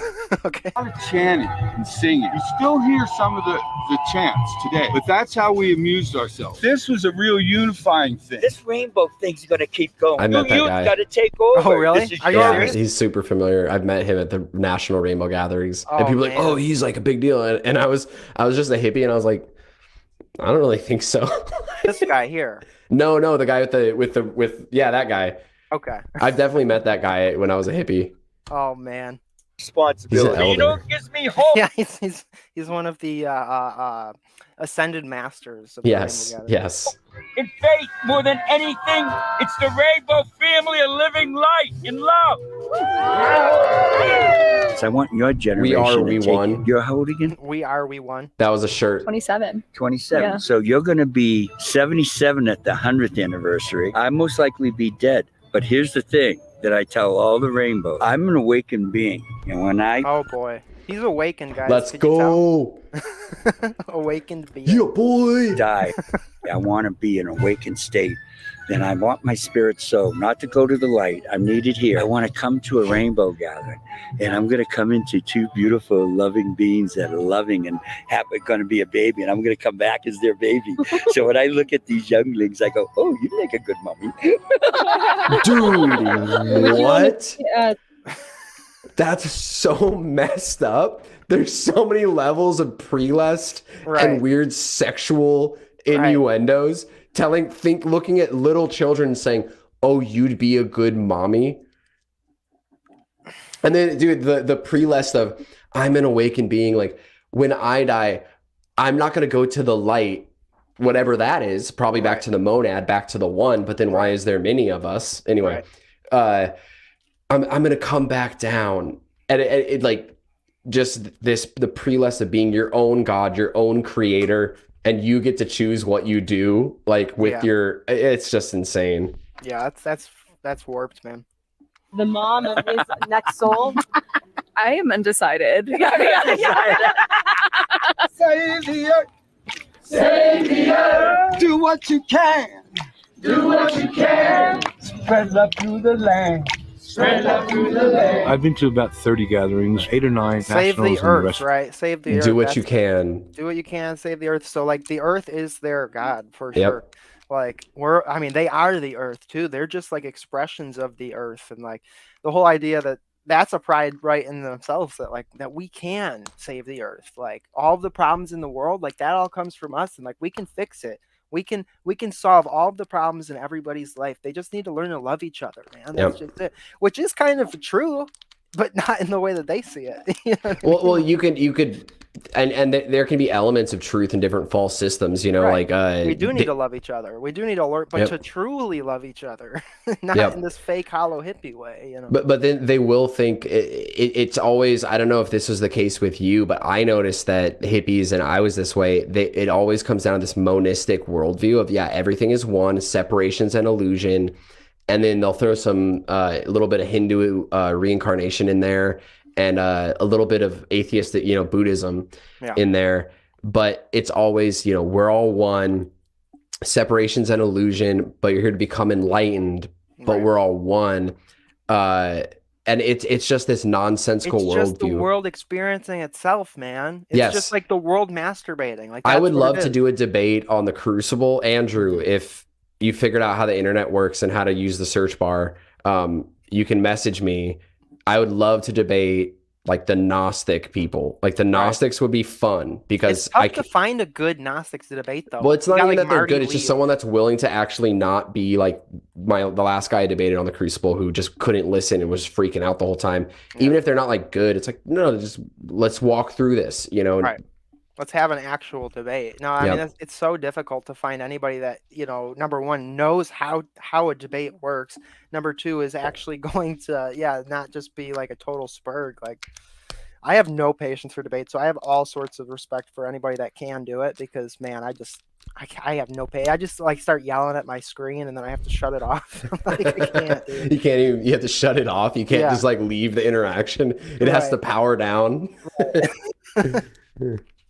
Regional. During Vietnam, I was in the Coast Guard. It was started in some ways for veterans. Front gate were the hard-drinking veterans who had gotten back from Vietnam. And the hippies in the back were taking care of the Vietnam veterans. And that's what the early 70s were like. I would say that every kind of person shows up at the Rainbow Gathering, every kind of religion, every kind of political and socioeconomic alignment. And it's a time when we set aside our differences, and it doesn't always happen without conflict, because we don't all agree on any one thing. We're not coming here because we have one belief system, but it is rustic. It's very rustic. Not for the bougie hippie. No. Every kind of religion shows up, and we all set aside our differences and pray together for world peace. So it's like, okay, so then none of it matters, really. Like, if you could just like go like as a Christian and just set aside all of that other stuff, and just set it aside. Set aside Christ. Set aside what you think peace actually is, and what you think the world is, what you think good is. Because there's something more important here. There's something more important, which is the earth and loving God, or loving the world and loving each other and stuff. Like, that's more important than all that other stuff that separates us. All of that. all of these separations is just an illusion, man. It's just well, you don't understand. And this made, again, I'm not trying to be, I know I'm on your channel, but what you don't understand is that if you come up with the right chant, like that guy was chanting, you know, like love the land, do what you can, that actually reverberates into eternity because we're just sound waves. So that keeps reverberating and it goes out into the cosmos until eventually it manifests back in on itself. You'll get it. Maybe maybe a couple more lives. A couple more lives. I'm an awakened being. It's not glamping by any stretch. It's hardcore camping. And hardcore camping means going to the bathroom in the woods. So if you're not cool with shitting in a hole, just don't come. I'm still like undecided about how I feel in general about this whole thing. I'd say this is the most hardcore hippie scene I've ever seen in my life. This event is all walks of life, any socioeconomic status. I'm pretty sure there's quite a bit of homeless people. Yeah, I've had to interact with a few poors while being here. That's the only thing that makes me wonder about this place, is I have to kind of see people who aren't like rich, you know. There's some poor people here. Yeah, some other people. Right? I mean, they're not the same. People. Yeah. She spits. There's some homeless people here. they just hate the poor. Oh man, I paused it right on her demonically possessed. Look at the eyes rolled in the back of her head. Damn. Here, you're definitely just getting blinking. Right. I would not recommend this to just anybody. You really got to be open to experience. What's your perception of this so far? It's a very much choose your own adventure. It's fascinating. There's a lot of very unique perspectives and weird conversation points going on. I feel honestly like my brain is like overloaded with weird information. So much cope, how are you feeling, Rich? There's so much cope, you know what I mean? It's like they have to find all these ways to describe this like thing that's obviously like gross. It's like if me and you were there now, you know, not as hippies, but now as enlightened, awakened beings. Right. No, but now, like, you know, knowing the church and knowing the truth and that every other worldview is false, and being able to demonstrate that, we would be there and be like, what do people say to you? Yeah, I mean, like, they're nice, but it's just kind of a bunch of bullshit. Yeah, it's really sad, you know. It's like a bunch of people who want the truth and who are taking the easy way, which is just to say, I'm an awakened being. I'm enlightened, you know, instead of like, I'm a wretched sinner and I have a lot of work to do on myself. You know, they're running from the solution. They're running from the medicine because it's hard and it hurts. And so they're, you know, just trying to inflame their own passions and do what feels good with the little time that they have, you know. It's like, it's sad, man. Seriously, when you meet, it's like, it's not like any of these people are bad people or something like that, but like they're made in the image and likeness of God. They're just confused. But if you ask any of these people, how do you know what you know? Like, why are we here? For all one, why is there many of us? Right. How is there good and evil for all God? They will all shut down. Yeah. They will shut down, and if you're in a group of people, they will turn on you so quick. And love and light turns into it turns into mob violence real quick. And you can just ask really calmly, like, okay, like, I see what you're saying. How do you know that? Right. Yeah, bring a priest to the rainbow. Yeah, seriously. Yeah. I mean, you know what? Honestly, like a modern day saint probably would go there and just start praying for these people and like sprinkling holy water on them. Like, you know, come. Everybody get over here and do confession right now. Did you see what Crispy said? No, what did he say? Let me find it. Dr. Crispy, Jerry and Chase go rainbow gathering this summer documentary. Hey, you get enough massive fat super chats to fly me and Jerry out. Exactly. We'll do 2 days at the rainbow gathering. Yeah. We'll make a documentary. Exactly. It's got to be on a weekend, and you guys are gonna have to fund that with fat super chats. Yeah, exactly. Everybody, please, if you enjoy the work that we do, please do not hesitate to support the channel. Tips, super chats. We got Venmo, Cash App, and PayPal. I've been posting it in the chat, so would really appreciate it. Somebody asked a question. I didn't even mean to highlight this, but since I highlighted, thoughts on struggles like masturbation. I mean, I think what we're seeing right now with this rainbow gathering is a form of masturbation in and of itself. Sort of idea of just like taking the easy way that feels good right now, you know, and just sort of like diving headfirst into your passions. And I think something like that it's just another example of that. So yeah, I mean, it's a difficult thing. I've heard some priests basically say that, you know, lust is like the easiest sin to fall into because everybody has that sort of sexual energy. So it's like, that's a common thread, a common sin that pretty much every person shares is lust. So I would say, you know, don't beat yourself up over it, but acknowledge that you're sinful and acknowledge that if that's something that you're really struggling with, acknowledge that you don't really have any power over your sin and that you need Christ, you know, and Christ, if you allow Christ to work through your life, like he will help you overcome your sins, but you have to remove that pride in your life, you know. And again, this isn't spiritual advice. I'm an idiot and a sinful person, but this is in my experience. Definitely go to a priest. They'll be able to help you. But also, I mean, just typical, not that it's something that's easy, but occupy yourself with good things. Mm-hmm. Get busy with good things. Right. Get busy with the right things so that you have less downtime to think about that stuff. There's a really good book that I think everyone should read. Not as many people have read it. It's just not that popular in my circle, I guess, but there's a short book. It's like 70 pages by St. John Chrysostom called On the Power of Man to Resist the Devil. It's like 70 pages. It's really, really good. And I bet you can read that from the Orthodox Discord as well, can't you? Probably, yep. Or, you know, I'm certain some monastery you can buy the book if you wanted I like buying books because of hardcover. Yeah. But that's a really good book. St. John Chrysostom, On the Power of Man to Resist the Devil. That's a really good book. Right. And I'm glad you mentioned about going to the priest because, yeah, I mean, number one thing, whatever sin you're struggling with, if you're not going to liturgy, confessing and communing, then like how are you surprised that you're struggling?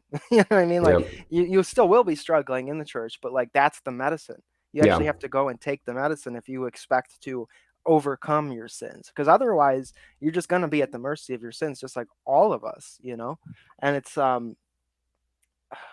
yeah, all of us basically without Christ are just open to the devil's attacks, you know, and there really is no hope to overcome it without Christ, which is why I said in the last stream, like if you're gonna reject Christ and if you're gonna embrace the world, you might as well just jump head first into it and just be a Caligula or something, because it's the same result either way. It's like you've rejected Christ, so you're not, you know what I mean? People take these half measures and stuff where it's like, no, I'm gonna be the good shaman guy. It's like you might as well just be totally demonic and evil if you rejected Christ, because it's the same result either way. So, and real quick, Crispy said Cotel did a No Nut November stream. He did two with and he obviously said, he's like, hey, the goal is like no nut life, you know, but he was just using it as clickbait.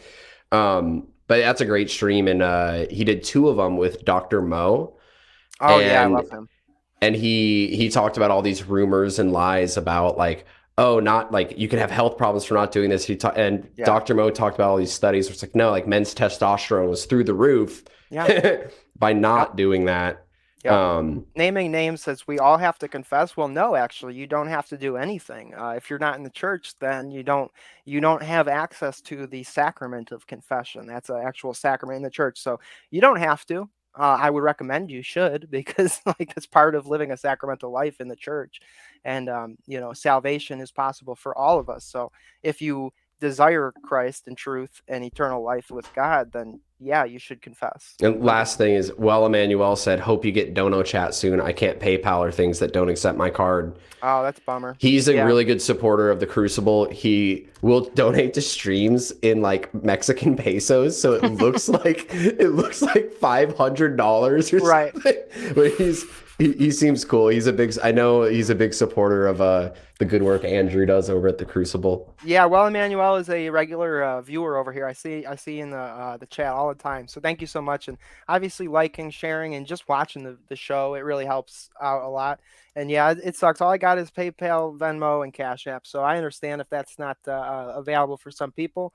We have talked with Andrew about getting the Dono Chat worked out, so we're going to figure that out as well soon. So hopefully that'll make it a little easier for everybody. But yeah, I know Cash App and Venmo usually accepts cards and stuff, but I don't know. It all depends on where you're at and whatnot. So either way, thank you. It's the thought that counts. So I appreciate it, brother. I'm doing great and loving it. Just taking a little break. Can you tell? At sundown, it is time for the dinner circle, where everyone gathers in the main meadow for free food. Oh, and free hugs. Free smiles, positive energy. Hugs anyone wants one. Does anyone want a hug? Oh man. Okay, I'm seeing a lot of comments. It's going to turn into a stream just like trying to answer people's theological questions. I am not the person to ask theological questions. I know Chase isn't either, but Chase is really, he knows a lot. You've got a lot of good insight because you've read a lot of stuff, and I know you're a little bit more of a fast boy than me. But he says insightful views as to why Christ was hung in between a good man and a bad man. Well, they were both bad, and Christ himself says none is good but the Father.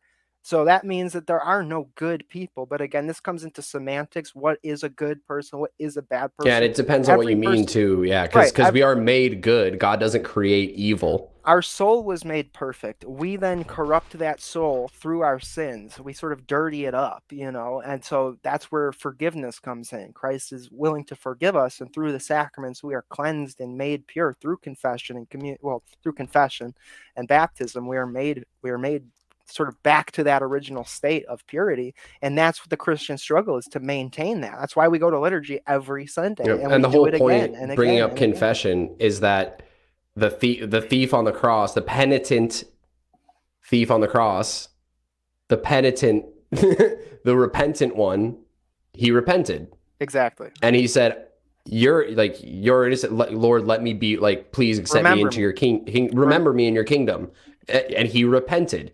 And the other guy was just mocking Christ and saying, get yourself down. You could save yourself, prove it. And just mocking Christ. And the other guy was repentant, and he's a saint.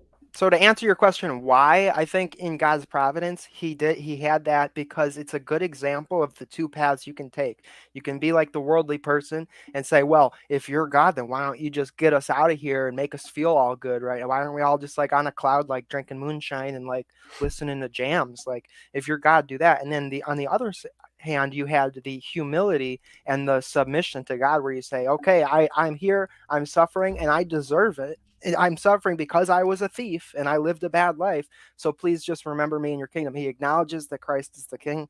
He acknowledges that Christ is God, and just asks in humility to be remembered, which is why we repeat that in liturgy every Sunday. We say right before we take communion, remember me, O Lord, in thy kingdom. And that's why he was placed there, as a way to show it. And even on the cross, the bar on the bottom represents those two thieves, on top of the footstool. It's one's pointed up and one's pointed down. The thief on the right went to heaven and the thief on the left didn't.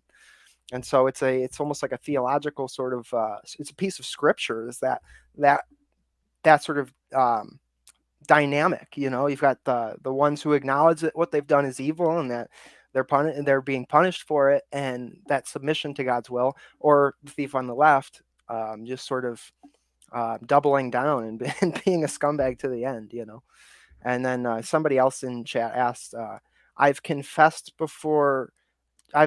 to Jesus and God in prayer, but not at a church. Am I screwed? Well, the church is the body of Christ on earth, and there are many Jesuses. I mean, there's a Jesus that I work with at my at my ice job. One of the drivers, his name is Jesus, and so I would ask, what Jesus are you confessing to? And what God are you praying to? And then if you're not at a church, am I screwed? I mean, there's a lot to sort of say about that.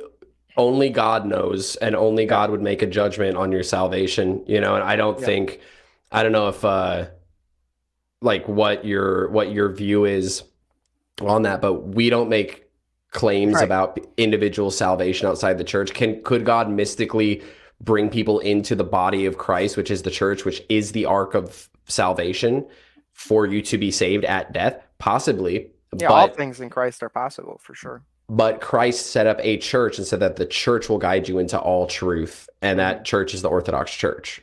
Yeah. And so when you say something like that, I mean, obviously neither of us could say whether you're screwed or not screwed, or saved or not saved, but it seems like that's sort of this thing that people do, is they really want anything but the church. It's they don't want to embrace the church because what they're really afraid of is the rejection of the world. They're afraid that, they know that if they join the church and become a Christian publicly, that their friends are going to judge them, or these people are going to think this of them, or whatever. And it's they want their cake and eat it too. They want to be, they want to follow Christ, or they want to get the reward for following Christ, but they also don't want to sacrifice the worldly benefits that they get. And it's really a choice between one or the other. Like if you're going to follow Christ, the world's not going to like you. And that's just like, that's important to your salvation, that you experience that and understand that like the world's not your friend, and you should not want the laurels and the acclaim of other human beings. You should want the rewards from God. So, I would definitely just say, like I tell everybody, like just go to the church. Like that's the most important thing you could do. None of us know if we're going to be saved or not. We have faith in God and we have faith in God's mercy, but like, I don't know or think that I'm going to make it to God's kingdom. And it's a struggle for all of your life. Right. It's a continuous action that when you fall, you get down on your knees, you go and you repent, you go and you confess, and you keep moving. And then they did say, naming names, you should join. They said that I looked for an Orthodox church in my area, but I can't find one. You should join the Orthodox Christian Discord server. It's the one with almost 9,000 members. We have a bunch of clergy on there, and we can connect you with one, and they can give you spiritual advice about what to do if you don't have a church near you, and they can actually give that advice, which yeah. And Tristan, he just had that conversation with Kyle over on the OrthoCast, and he actually talked about how he's in Ecuador and he couldn't find a church near him, and he just didn't give up. He kept praying, he kept doing what he could, and God will bring those things into your life. Like if you don't give up, and if you just have faith in God, like he'll give you what you need. Like he'll get you to some form of church, Orthodox church, but yeah, join the Orthodox Discord. It's a great resource for everybody, especially in those kind of situations. It is sad because that's a common situation we see. There's not enough churches, but then again, it's like America for a long time. I mean, America is certainly not an Orthodox country. So there's not as many Orthodox churches in America as there are Catholic. That's for sure. Roman Catholic, I should say. Welcome home. Loving you. Loving you too, brother. Loving you. Welcome home. Oh boy. Although it was beautiful to see such kind souls feeding people for free, I couldn't help but be a little concerned about the overall sanitation. Didn't that just look like the most delicious? Although it was beautiful to see such kind souls feeding people for free, I couldn't help but be a little I concerned. think I saw a stick in there. There was like some dirt. When did this come out? Was this before the event or after the event? This was 4 months ago. Okay, so it's after the event. So I wonder if that's what she's concerned about. Right. Yeah, I would love to eat your dirty lentils off the Frisbee, but I'm a little worried that it hasn't been properly sanitized yet. So a big pass about the overall sanitation situation. Knowing that people getting sick has been an issue at past gatherings. What the fuck is that? What is this, dude? It's food. What? That was so nasty. I'm sorry. Not even the coof stuff. I mean, just they're like sprinkling like 10 lentils in a jar. Like, well, most of these people, what you don't realize, as obviously you're not an enlightened being, right, is that most of these people they're breatharians. Yes. So they get the nutrients they need from the universe and from just breathing, from the sun. And from the sun, just photosynthesis. Yeah. And so those little lentils, that's like extra. Tiny. They don't need the nutrients. They don't need meat or any fats or oils like that. Yeah, that's just for the taste. They just love lentils. My appetite was quite small, but others seem to be loving the food. Dude, I love this kind of food. Rainbow food's my fucking favorite. The Thai noodles did look pretty good, so I decided to give them a shot. It's really good. I'm a big fan. I'm impressed. Wow. It just amazes me how they're cooking all this food in the forest. Here comes the magic hat. You know that donating the magic hat parade. If you've never seen it or you just got here, this is how we collect donations to buy fruit. I learned that the only time money is seen at the rainbow is for the magic hat, which is actually just a bucket used for donations that help to provide the kitchens with food and supplies. Oh. Whoa! Magic hat! Just real quick, I did just post the link to the Orthodox Discord, so it's in the chat, naming names. What are we doing now? Next, we serve the Kool-Aid. What's in the Kool-Aid? Just love. Are you gonna drink the Kool-Aid, Rich? I don't know. Maybe I'll let you try it first. Looking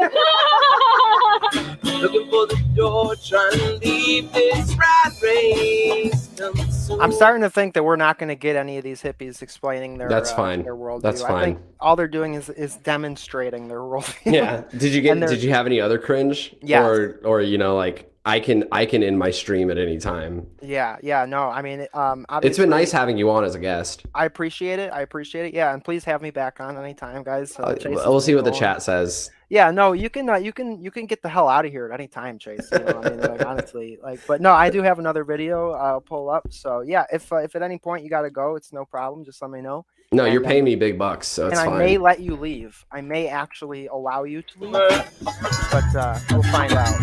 We'll find out. Whoa, did you feel that too? I did. I didn't even see a video, and I just felt this like this energy. Yep. This like really sloppy music being played.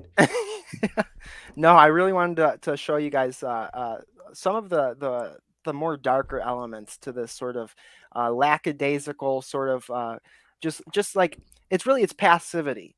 That's something that I've noticed with a lot of these hippies is that it's like this sort of being a medium, being passive and open to whatever energies come in. You know? And that's really what the psychedelics do is they pacify you and they make you more open and more accepting of things you should not be open and accepting to, like the devil and the demonic. And so this same girl, Sky Life, she visits a brujo, a literal like voodoo, shaman who is openly satanic. And, real quick before you play that, Brisket said keep going. We can keep going, but there hasn't been a super chat that's come into Jerry's stream in quite a long time.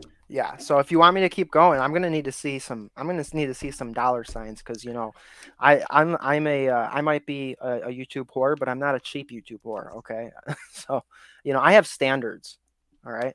Yep. Thank you. And yeah, everybody, the purpose of this stream was to show for Chase's Instagram. So like I said, if you guys are not following Chase Haggard Music on Instagram, show him how we Ewoks do and go follow him. Go help him get some more audience to his music because the guy's super talented and we want to see more followers over there at Chase Haggard Music on Instagram. So please do that. Got one so far, so the rest of you guys, come on, get better, guys. It's fine. I mean, I know y'all are not already following him. Probably a lot of you are, but I know there's people here who aren't following you yet. And I do know a lot of our audience doesn't have Instagram, but that's no excuse. It's fine. Next time when I commandeer and mutiny on the next YouTuber channel I go on in our circle, I'm sure that audience will actually be appreciative. Yeah, exactly. I mean, honestly, you're making me look bad, chat. Don't make me look bad. Come on now. So this is inside the dark world of Mexico's Satanist king. That sounds kind of judgmental. Yeah. Hey, this is the name that she put on her own video. So. I don't know. We're not just comfortable with satanic layer. I will pay everything bad with this body. Do you believe you're going to hell? Yeah, probably. People from all over Mexico hire. We got somebody asking, how do I super chat Simon the MPT? Well, I'm going to post the link right now. So we have Venmo, Cash App, and PayPal. All three links are right here in the chat. You can just click the links, and that will take you right to the super chats. And then I will read whatever message you send me, as long as it's not, completely vulgar. That's how you do it. Yeah, you guys can come up with the best jokes about who I look like. I know. Last debate I did on the Crucible, people were like, I didn't know Wyatt Earp was Orthodox, or like Chase looks like an aspiring professional square dancer. Was really you look good like Tsar Nicholas II. That's why when I had Posh Redneck on, I pulled up the picture of Tsar Nicholas. Yes. And I was like, we got Chase Haggard, everybody. Troubling, yes, quite troubling. Yeah, Posh is great, man. But yeah, that's how you super chat or tip or whatever. And that also, I've had 2 sponsored streams so far. So you can basically send in a donation, $100, whatever you feel is fair. I usually spend about 10 hours when somebody sponsors a stream. I'll spend about 10 hours like researching and creating the stream, and then we'll usually run for about 3 hours. So any subject, whether it's a movie, whether it's a book, whether it's a CD, whether it's a spicy rabbit hole you want to send me down, whatever it is, that's how you sponsor a stream as well. So just so everybody knows, that is an option. And if we get 10,000, we can do the summer documentary of me and Jerry going to a rainbow gathering. And we'll film it, we'll edit it, we'll get a bunch of good sound bites. That would be fun, but we'd have to bring a priest. Like bring Father Ananias. We would just bring a bottle of whiskey. Well, yeah, that too. Well, look, you can't bring Father Ananias without bringing a bottle of whiskey. That's true. Like a prerequisite for him. I think the last time I had a shot was with Father Ananias. Yeah. I know him and Andy always, whenever they get together, it becomes a drinking contest. Oh, I'm sure. Yeah. But yeah, that honestly, dude, the more you talk about it, that would be really fun. It'd be fun. Well, let's see. We can make a fun and see if we hit it. We could go to Chase and Jerry go to rainbow gathering. It'll be ridiculous, dude. If we get enough money for it, you pay for the trip. Absolutely. Yep. Crowdfund it. Yeah. Sorcerer named Enrique to cast spells that will grant them money, love, or even what I'm saying is that, sorry to keep stopping it, but like this is what I'm saying. Like without Christ, they have no good reason why not to do this stuff. Like why not? If we are all God, and if good and wrong is subjective, then there really is no good reason not to do this stuff. It's funny because the only problem she has, I only watched the first 5 minutes, but the only negative she brings up is that like they do animal sacrifices. So it's like, I don't like killing animals. Why is that wrong? She's like, I don't know how I feel about this because they do animal sacrifices. It's like, yeah.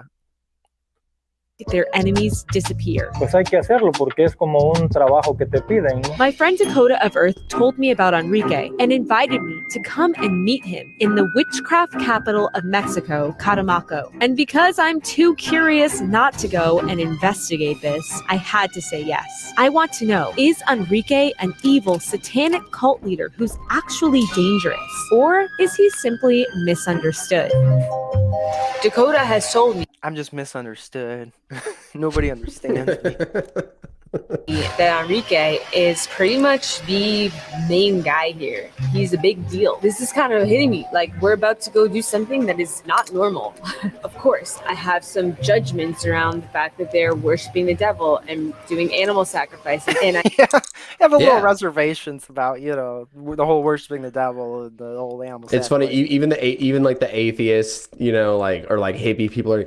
Yeah, I don't know if I want to go do devil worship. I don't really believe in God, but pretty much everyone that you talk to, I'm not gonna go worship the devil, even though I don't believe in him. No. A few reservations about it, just a couple. I am deeply curious about why. Why is this part of their lifestyle? Okay, we are about to pick up Dakota and some of his friends, one of whom is a local witch. I have butterflies. What are you feeling? Is this a good idea? No. Probably not. But is it a adventure? Yes. Hola. Here we go. Is she wearing a cross? Is that one girl wearing a cross necklace? It looked like. Is this it? Yes, that's the place. Wait, look. He has a whole center. Yeah, it's a whole center. What are we walking into? Once we walk through these gates, there's no going back. Well, technically you could go back, but yeah. Metaphorically speaking. Metaphorically speaking, yeah. If Satan is real, crossing that line is a contract.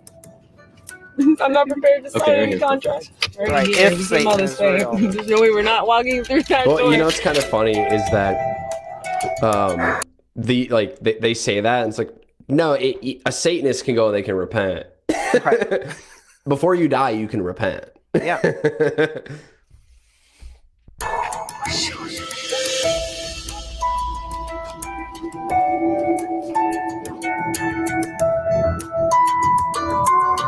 Casa Enrique.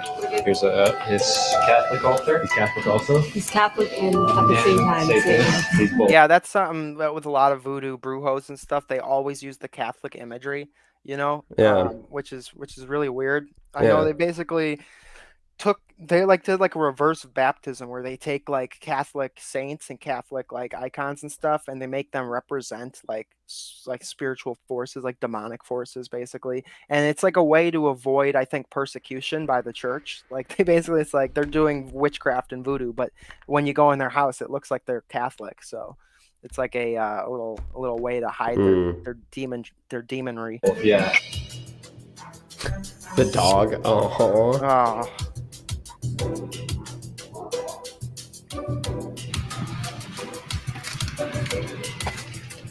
Hello. Thank you. Thank you for having us. Thank you for coming. My name is Enrique Martin Verdon. My nickname. We got another $4.20. He sent $4.20, and he says, for being a slow boy for life. That's right. Slow boy mafia. Rise up. The slow boys are really, this is a battle between the slow boys and the fast boys tonight. Obviously, slow boys represented by me, and the fast boys represented by Chase over here. And we're at a constant war. And the Orthodox logo says he sent that. Well, I appreciate you, brother. And I appreciate all of the slow boy mafia rising up against the fast boys, because for too long we have had the fast boy boot on our neck, and we will not stand for it. Fast boy boot on my neck. That's right. That's right, damn it. Slow boys for life. Is like how? What does that mean? The good son of the dead. Across the time, they say to me, the good son of the devil. They change my name. God, son of the devil. Yes, exactly. You don't seem too scary, so I think that this will be fun. You don't seem that scary. Okay. Only a little scary. This will be fun. You don't seem scary. For example, like the office, no? Those are famous last words. Yeah. This will be fun. You don't seem that scary. This is like the office.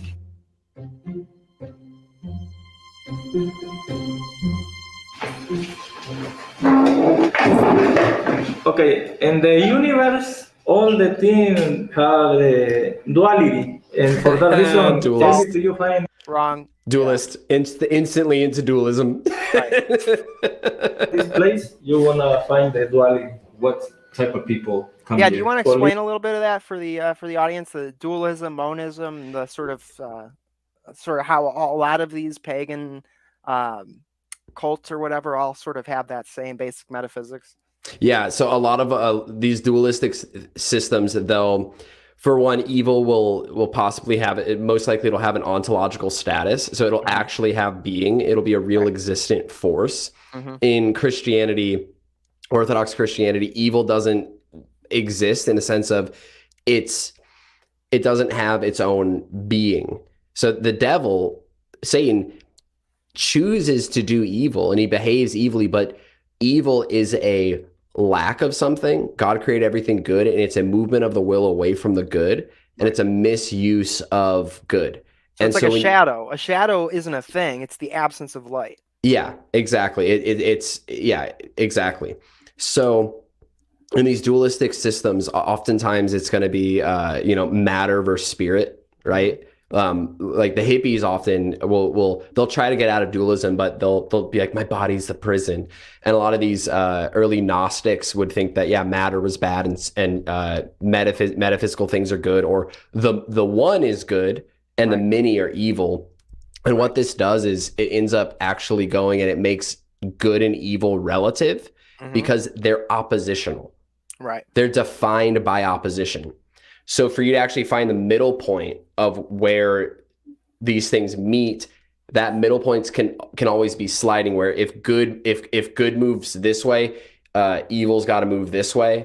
Or if one of them turns like this, now good and evil is down here. And it's like God's in a constant battle with Satan. It's like you've got the God and the Satan, they're just always fighting each other. And it's like, no, Satan isn't even close to what God is. Yeah. It's like God could sneeze and Satan would disintegrate. You know, you could just look at him, he would disintegrate. Evil is not, like you said, it's not even an ontology. It doesn't even have a being. It's literally just like Lucifer was an angel. You know, he was made good, and through his own choice, he became evil. And so, it's evil is the absence of good, not a separate force in the universe that is sort of constantly waging war. But we can talk about it metaphorically, and I think that's where people get tripped up sometimes, is like the more poetic language or the metaphorical about waging war on evil. It's like you're really waging war against your own passions and your own heart that's more inclined towards evil because of the fall.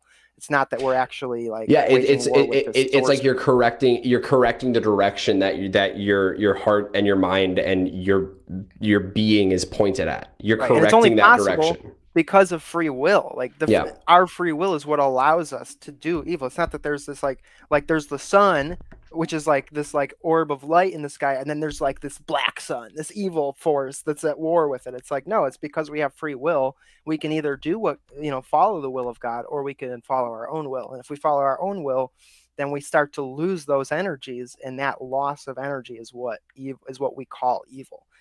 So yeah, so when somebody says expresses a dualistic metaphysic, that's what they're saying, is that there's that black sun, there's that source of evil that has a real being, and that it's at war with the good. And if you ask them, how do you know which is good and which is bad? Right. Well, we all know. No, we don't. How do you know? We now know. Yeah, we all know. We all know. We now know. Yeah, Father and I always makes that joke. Yeah. But yeah, right into dualism in the first 2 minutes of the documentary. Yeah, we got a $10 super chat from Simon the Amputee, who says, "God bless, gentlemen." Well, thank you so much. Thanks. And God bless you as well. Appreciate it. All right, let's go. Let's find out more about dualism from. I'm trying to think of a funny name for this guy. I don't know. Mariachi. It's businessmen. Cartel people. Huh? Narcos. Yes.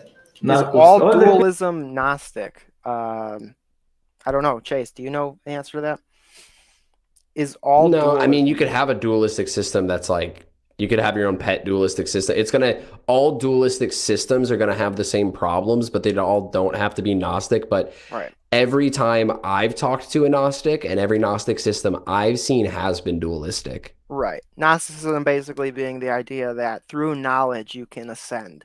Through knowledge you can unite with your higher self, your God self, basically. Yep. You're divine. You have the divine essence, and you need to go and realize your divinity. Yeah, you just forgot. Yeah, like the guy Jim Bob is engaged with, and Posh has engaged with a couple of times. Right. Yep. Exactly. Oh man, I keep doing that. There we go. People in the world coming here. What do people come here for? Okay, the main thing the people coming here is love, money, and health. Why do you work with the devil specifically? I think the devil gave power to the people. I believe in God too. He is the main, the other a little. Okay, so that's polytheism, number one. And he believes that the devil gave power to the people. Power to the people. So, yeah, there you go. A revolutionary. Imagine that. The people. Imagine that, a South America dude with a revolutionary bent. Yeah, right. Yeah. Oh my gosh. Yeah, and then the idea that God, he's like the main, but then like there's all these smaller divinities that also have great power, and it's like, well, if you believe that, then why wouldn't you just go straight to God? Why would you mess around with the smaller divinities? It's just silly. And at the basic level, I think these guys are just con men. They're just confidence men. They're just trying to make money, and so. Well, I mean, they can sincerely believe their whack stuff too, but I mean, I agree with you. But at the same time, it's like you never, I don't know. We'll see. We'll see if we think this guy. And I don't think it's an either or. I don't think it's an either or. I think that he is a con man, and he knows what he's doing. He's following the witch doctor sort of method, which is like using his spiritual beliefs to make money by selling people potions and amulets and trinkets and. What do they call it? Talismans that have magic power and stuff. Like if you want your neighbor's goat to like not give milk, like go to him and he'll help witch the neighbor's goat. So the devil's beneath God. Exactly. Oh, what does that's the last thing I want to say is the idea that I believe in God. Like so does the devil. That doesn't change anything. Yeah. You can believe in God, and that doesn't change anything at all. People think that faith is like believing in God. No, the fool says there is no God. You have to be an idiot to not acknowledge that there is a God. It's the idea of following the will of God and being one of God's children, and not just knowing that he's real, but still just choosing your own will. Like it's a lot harder than just knowing that there's a God, you know. The devil is a perfect spirit, handsome, alto, is a tall man, a strong man, black dressed, and over one horse, and one puro, ¿cómo se dice puro? Like a joint. Yeah. So the devil is a tall, strong. The devil, he smokes fat dudes. He wears he's tall man. He rides horse. He has a what you call it, joint in mouth. He has Ed Hardy embroidering on the back. Live, let, love. He dragon. wears Ray-Ban boots. glasses. He has bedazzled boot. Doc Martens, how you say? Doc Martin? Doc Martin. How you say how you say Air Jordans? Yeah. Oh my goodness, dude. I was not expecting that. The devil stay blaze. He says 420 blaze it all day. Man. Oh man. All right. Dressed in black on a horse with a joint. Exactly. Yeah. Where were you when you saw the devil? In the forest. I think was the devil. I don't know exactly. I think was he, but don't give me nothing. He turned you into his son. He turned you into El Ahijado. Yes. Inglés. Okay. Muy bueno.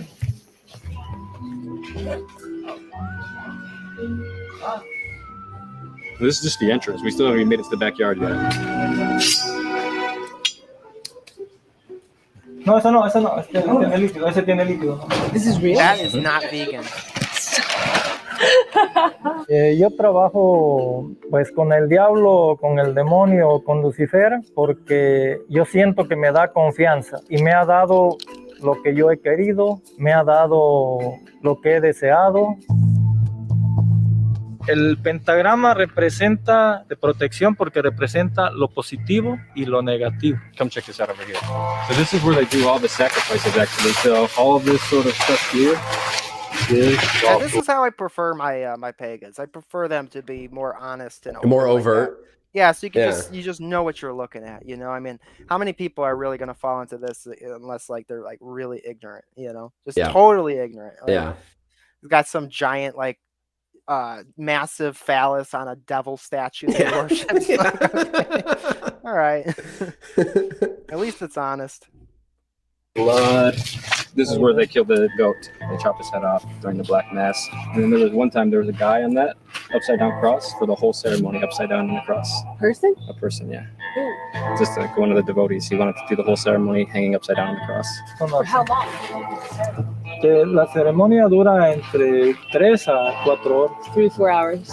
Bueno, la gente viene a mí por 3 motivos: por la salud, por el dinero y por el amor. De hecho, mi principal motivo es por ayudar. Que en ocasiones viene alguien que quiere dañar a alguien y pues hay que hacerlo porque es como un trabajo que te piden, ¿no? No puedes negarte a hacer algo que te están pidiendo.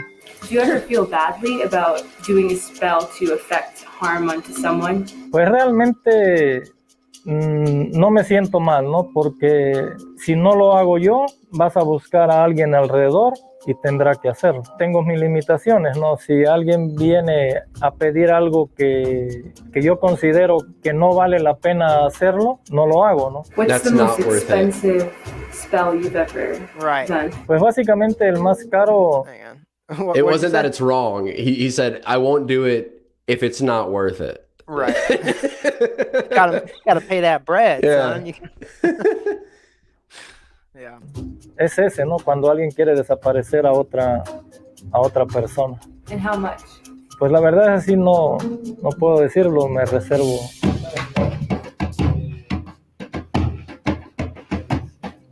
I don't know what to think. Well, it's conflicting because it's satanic, but Enrique is like a sweetie. Yeah, he's a sweetheart. Right, and so that's how we make our he's really spiritual sweet. Judgments. Yeah, you know, he seemed nice. He seemed really nice. Like, come on. How is that dude. conflicting, dude? Right. Like, I'm not trying. This is why basic philosophy people need to understand just basic philosophy.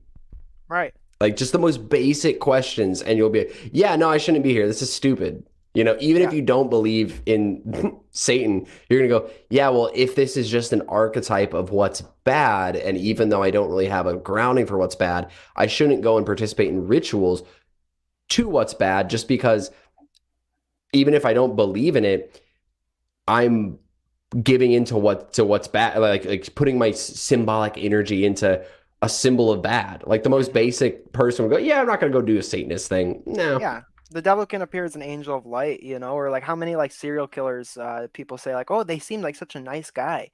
It's like how you seem or being friendly to somebody does not make everything you do good, you know. Him a lot. Yeah. And he doesn't seem evil. He just sees this as duality of the universe. It doesn't seem like he's doing this for evil. And the animal sacrifice thing is. I mean, it's kind of a part of like every ancient tradition. So it's not necessarily satanic. Do you want to see the museum? Yeah.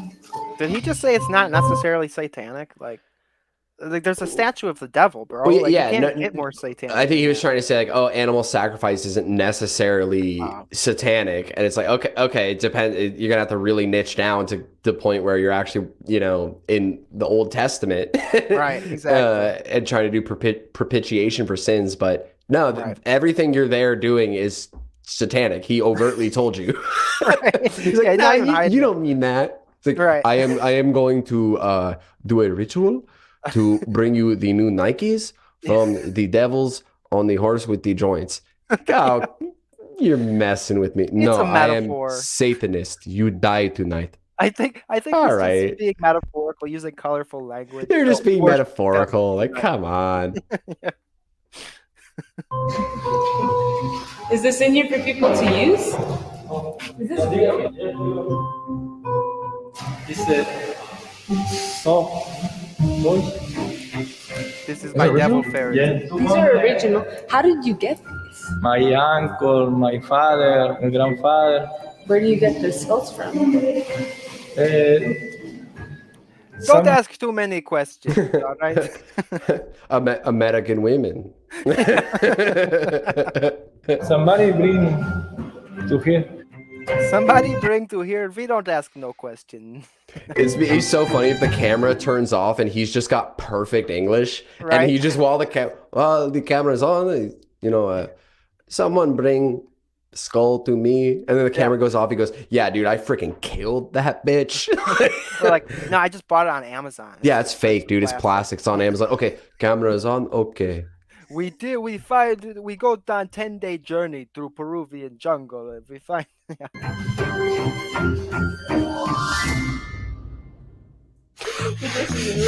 No, actually, Frank, I have not covered John of God. That might be a good idea for a sponsored stream. Just saying, you know, there's a lot to be said about John of God in the same sort of Brujo vein.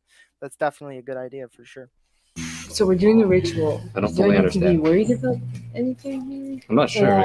This is a necklace that basically helps you reduce anxiety and stress. So that's why we're breathing into them right now, because I'm just feeling a bit of that come on, you know, as we're getting ready for this ritual.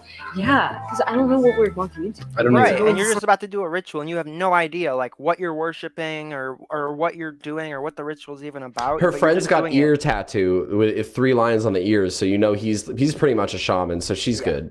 Yeah, exactly. It's like, dude, like this is the problem. It's like, oh, I don't really know what I'm doing, but like I'm just gonna do this ritual because like I'm not even sure if I believe in anything, but like I'm just gonna go and do this satanic ritual for my YouTube channel.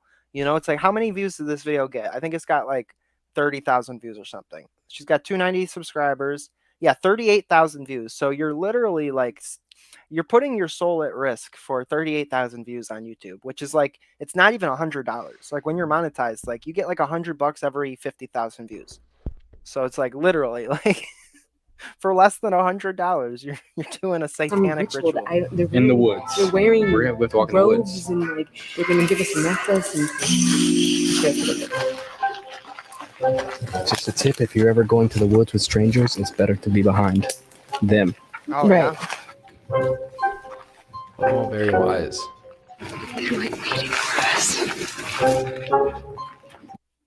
In 1939, an international organization. I always mute these whenever they come on. Now, they did not pay for the right to be on my stream That's like right. this. Gaia didn't pay. Pay up, Gaia. Enter inside. You take the place in the middle, in the pentagon. Just your shoes. Take them off? Yeah. Just your shoes. She's like, What about you? Take your shoes off. See, only you. No, you. You said only you. No, we're both doing this together. Okay. What's in there?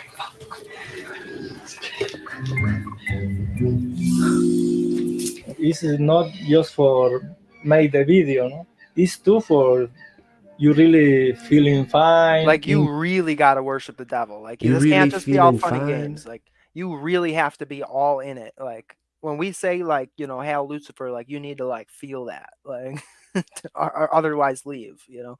That's sort of the vibe I'm getting is he's like, you know, take this seriously. Like increase your intelligence. The first thing you wanna do, breathe 7 times, and after that you're gonna say your name 3 times. Dakota went. Dakota went. Tyler Dakota went. Collins, Tyler Collins, Tyler Collins. At this moment, Naming Names says, does Satan not also need your faith or not like to take your soul or whatever? No, you don't just accidentally worship Satan.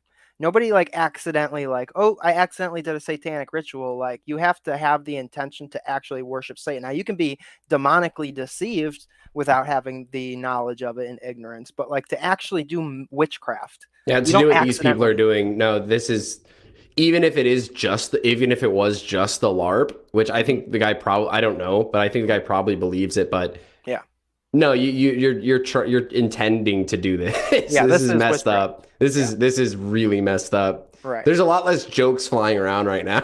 Exactly. Yeah. Yeah. This is a different kind of cringe, Jerry. Oh no, this was to sort of as an addendum to the silly hippie cringe that we just watched. This is more of showing like how dark it can get when you don't have the sort of protection of God. When you don't have a sort of foundational philosophy or worldview, you don't have that sort of protection of knowing right and wrong. You can just fall in. Like this chick is just like this like silly hippie chick that's always doing like silly hippie videos and stuff. But because she has no real like worldview that tells her what is right and wrong, look at here, she is literally worshiping Satan. It's like like and share, you know. It's crazy, man. You can really get down some dark rabbit holes, and it's like, you know, like the I think it's in the book of Matthew, you know, if thy body is full of darkness, how great is that darkness, you know? And that I say that all the time. How great is that darkness? You know, like there's like no bottom to the pit when you fall into it. Like it can get worse and worse and worse. It's like literally like she went from playing it with muddy feet in the woods to literally worshiping Satan in Mexico. And this man never will be afraid.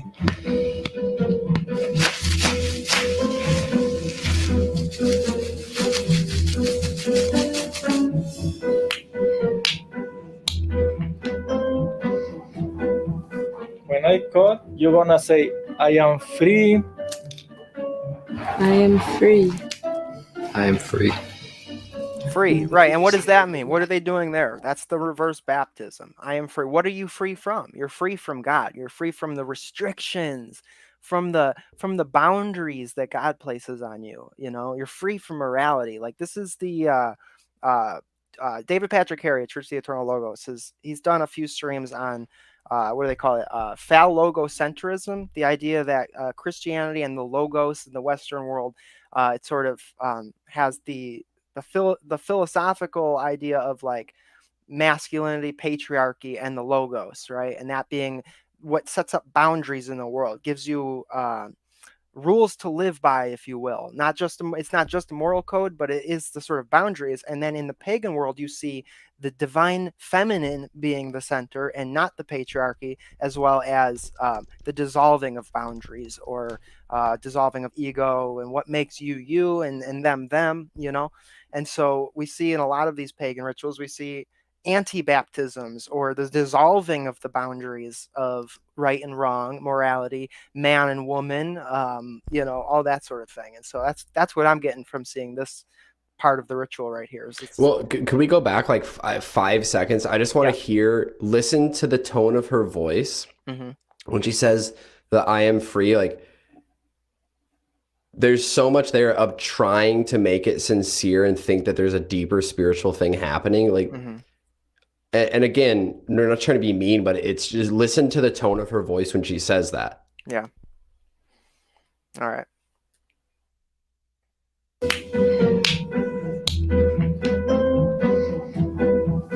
When I cut, you're gonna say, I am free. I am free. I am free. Yeah, there's this sort of like, she's got the smile on her face too, because she's not like fully into it, but it's like, yeah. She was trying, I think, and this is obviously a total guess because she didn't say it, but I think she was trying to filter it through her hippie worldview. And I am free. And the other guy says, I am free. You know, and it's just an experience to them. Yeah, we're just experiencing it. It's just like we're just one more experience. We're here to experience things. Yep. Life is to experience life, bro. That's the meaning of life.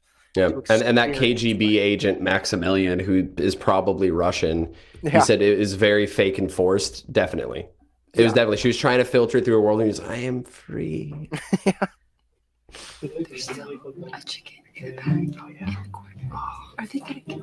What do you think? He said no. No, there's no way. They just have a chicken bagged Dude, up they got now. pyrotechnics. Oh yeah, this is like the Kiss concert. Going all out. And now we listen, China Cat Sunflower. Before you go out, scream something in the ancient. The people go to the war. They do that. Duality. No. No. Strong. Oneness. Which one? Which one is Duality, oneness. Man, dude, this is just confusing. Dude, everything's like, it's all duality, but it's an illusion. So we need to come back to being one, but we don't really need to come back to being one because the fact that it's a duality, that's just illusion. Right. It's totally confused, you know? Duality. What's strong? Oneness. Yeah. What's strong? Yeah. Oneness. Okay. Freedom! Good enough. Oh God! You put me to shame. Perfecto. Can you go back to that? That's No. Strong. when she does it. The people go to the war. They do that. Duality. No. Strong. Oneness. More strong. More strong? Yeah. Oneness. Okay. Freedom! That's like the quintessential like feminist hippie. Oh gosh, man. It's like, dude, what are you talking? Like, from what to what? Right. Don't worry about that. That's extras, dude. All you need to know is freedom, bro. Freedom. Oh, come on. You put me to shame. And then of course you got the libertarians that are like, no, they should this is fine. Like, let them do it. Like, there's nothing wrong with this. Just don't take my stuff. Just don't infringe on my fundamental rights. And this is totally cool. Like, we should like, if you're in a village, like, you should let these people just like operate. It's fine. Because that's just like their right. It's their right to worship Satan. Like, you know, the whole libertarian worldview of just like, oh, like, everybody's got rights, right? And we all have our fundamental rights from the Constitution. And like, as long as you don't impose on my right, then it's fine. It's all good. It's like, it lacks that sort of understanding of right and wrong in general. Yep. And yeah, I don't know. Like, if this dude was in my village, I wouldn't be cool with that. I wouldn't be like, no, it's fine. Like, we'll have the church, and then right next door we'll have the brujo worshiping Satan. It's cool. It's all good. That's how we do it. Yeah, the first time I've ever screamed. I can't imagine you screaming. No, I don't scream. That's low vibe. Do you feel culty now? You feel like you're in it? You feel initiated? I do. I feel like being initiated. That's without us knowing. Do you believe that Would I have this guy arrested? I believe that. Yeah. I mean, I certainly would be like, he's got to go. Like, you got to go. I think what are the old fashioned way of what's that called? When you kick a person Shaming. out of town? Yeah, shaming, and then what's it called? Exile. Exile. Yeah, I would have them exiled from the group for sure. And anybody that shame is not always a bad thing. No. You do something bad, you become ashamed, and then it's like this dude's hanging out. Like you can be loving, but just be like, "What are you doing, you dingus?" Right. Come on, goofus. Yeah. That if you believe it, it's like a Wait, placebo. can you go back like Like 10 I think seconds? our whole world. Yeah, 10 seconds. Yeah, we're getting the worldview now. There we go. Okay. Really? Do you feel culty now? Do you feel like you're in I it? feel You really feel initiated? I do. I feel like they initiated us without us knowing. Do you believe that this actually does something? I believe that if you believe it, it's like a placebo. You know, like I think our whole worlds are based on belief. Life is one big placebo effect. Yeah. What is hell like? Que es un lugar donde pues repites continuamente lo malo o negativo que has hecho en la vida, ¿no? O sea, así lo concibo yo. So for you, hell would be like so if you just spent your life getting drunk and taking drugs, then you just have an eternity of just being high and lit all the time. Like that seems like a pretty positive hell for you if that's all hell is. You just constantly repeat all of the negative things you did. Like I don't know, that's just silly. And then you've got the other guy saying, "Oh yeah, it's only real if you believe it." Yeah, It's like a placebo effect. all of light, and she just echoes the whole Maya illusion worldview. Right. It's all just an illusion. Well, is that an illusion? Right. Are you so like? Is the realization an illusion? And if it's all an illusion, give me your freaking wallet. Right, exactly. That No, money in what do your you pockets mean is an no? illusion. Yeah, and it's just funny. It's like, I mean, it's not. We'll laugh about it, right? But these worldviews, they make you so docile and ridiculous, and then they'll fight for whatever thing that they want to fight for. That's some demonic thing, but it is all just a placebo, and it's not actually real. Yeah, it's inconsistent, like all of it. Oh, And it's totally I think Arbitrary. arbitrary and inconsistent, Contradictory, inconsistent, contradictory, and that's what's such self-refuting. a breath of fresh air in Christianity is the lack of confusion, the lack of like these like shadowy, just like it's just so clear. Things become so clear, and there's like definite boundaries and truth that you can learn. And before I was Christian, like I really felt like just lost at sea, you know, just like lost. I don't know what's going on. I don't have a clue. And then after I joined the church, like things became a lot clearer for me.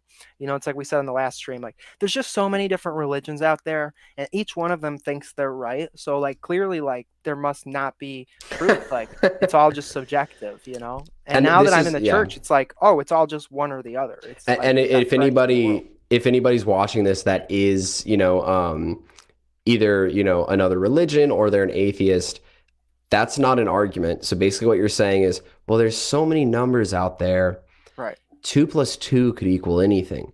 And the question is, does your worldview account for the things that are necessary for you to do the things you're doing right now? For me to be able to speak a sentence and convey meaning, does my worldview account for this? The Orthodox Christian worldview is the only worldview that can account for the very possibility of knowledge, ethics, and metaphysics. It's the only one. An atheist worldview, you sadly, you can't even get off the ground because you lack any objective purpose in your universe, which means that objectively, there's no meaning to anything you're saying, and any standard you have to evaluate truth is just insert whatever you want to of being biologically determined. No matter what it is, you can't know it, you'd have no access to it, and there can't be an objective truth. Right. And they always accuse you of pulling like debate tactics or word tricks when you games. pull it out. Word games. Like I'm literally just walking through your view. This is what an atheist did the other day on Kyle's server, actually, was, oh, like, well, you know, a bunch more like philosophy tricks. I'm asking the most basic Logic fundamental is a questions. philosophy trick. Logic Yes. and reason, that's a trick. Like, Yeah. okay, dude. Yeah, no, I hear that a lot. And that's one of the things that really convinced me of the truth of Christ is like that transcendental argumentation and the debates that you see where it's like, oh, like literally none of these people can give an account for logic or for like truth at all or knowledge or even to begin. And people are always like, I've seen it with debates like Adam Green did this when he's debating Bosch, where he's gosh. like, yeah, I was so bad, but he's like, can we just move on from logic? Can we just move on? Like, just grant me, you know, logic. Just grant me this stuff. I think that was maybe that was with Patrick, with David Patrick Harry, because I think Posh just went straight. Bosch just went straight historical with his and he went exegetical and showed the patristic interpretations of the different scriptures that Adam was claiming. But yeah, no, it's they're silly. like, why can't we move on past this point? I don't have an answer for you, but I have all of these like pre-thought up arguments about other things, like in the weeds. But like, yeah, if you can't even like give a fundamental account for these things, and there is no further argument. Like you've already lost. Like, yep. Yeah, and that they hate when you do that. Yeah, Adam was furious. I called into the last debate he did with Posh. Yeah. Did you see that? I saw that part, yeah. I called into it. He's like, get rid of this guy. And he called me Jim. He thought I was Jim Bob. Yeah. Just get rid of this guy. Because I was like, I asked him just about what's right and wrong. And then he straight up said, like, oh, it's all relative. And then he backpedaled. I go, whoa, focus. Yeah, anyway, he's a goober. Oh, yeah. Do you believe you're going to hell? Pienso que sí. Well, how do you feel about that? En el mundo alguien tiene que hacer el trabajo, ¿verdad? Cada quien tiene un destino, cada quien tiene una misión. Pienso que tengo la mía, ¿no? So it's destiny. So he's not actually responsible for what he did. Like he was just born to worship Satan. And so yeah, just going to hell, it's cope, dude. It's like, yeah, deep down I know that what I'm doing is wrong, but I've constructed this whole rationalization and reason for why I have to do it because it's my destiny, it's my fate. Like it's cope, dude. It really is. It's like it's all these things that these mind tricks, these self-deceptions that people create to sort of justify why they're doing things that deep down they know is wrong. Right now we're at dinner and we're going back to Enrique's to do this ritual in the underground lair, and we're trying to decide if we should allow them to show an animal sacrifice on camera. So they're doing this anyway, so my internal battle is like, should we really show the realness of what they're doing, or is that wrong? I mean, it's already tied up in a little bit. Oh man, she's in an existential crisis right now. Moral crisis. Like Bag right now waiting to be dead, so it might just be like praying for death. It's gonna die no matter what. Everything's gonna die no matter what. Ultimately, it's in your hands. The chicken is his life is in the palm of your hands right now. What? So you can save this chicken. You can bust in there and just like, save the chicken. I think that there are like alien beings that are plotting if they're gonna kill one of us for one of their alien sacrifices. Like, Whoa. Yo, that's I'm just really deep. Right? I'm just gonna call her right now. She's gonna break down. She's gonna break down crying about the chicken. I'm calling it right now. I've never seen this before, but I have a feeling it's gonna bring her to tears. I'm sorry, guys. I'm sorry. I just having a really hard time right now with this chicken. I just need to publicly confess my sin. Yeah.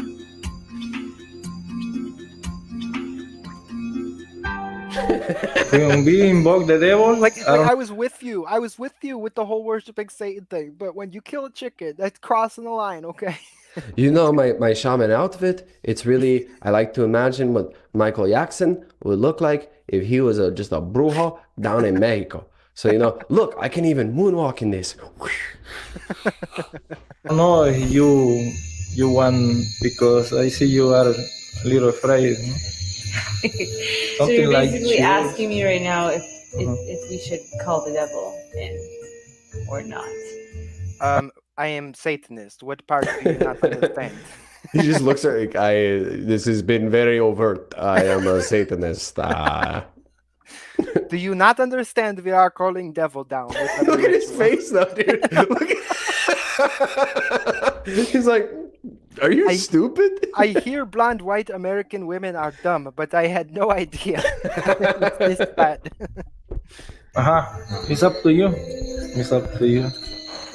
Dakota. Yeah, I say we do it. I say we go invoke the devil. It's a good idea. Can I? Oh my goodness. Oh my gosh.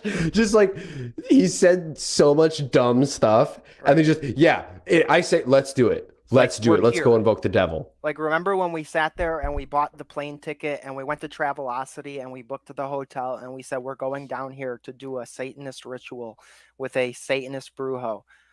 That's like, we're here. We already agreed to this. Like, just watch.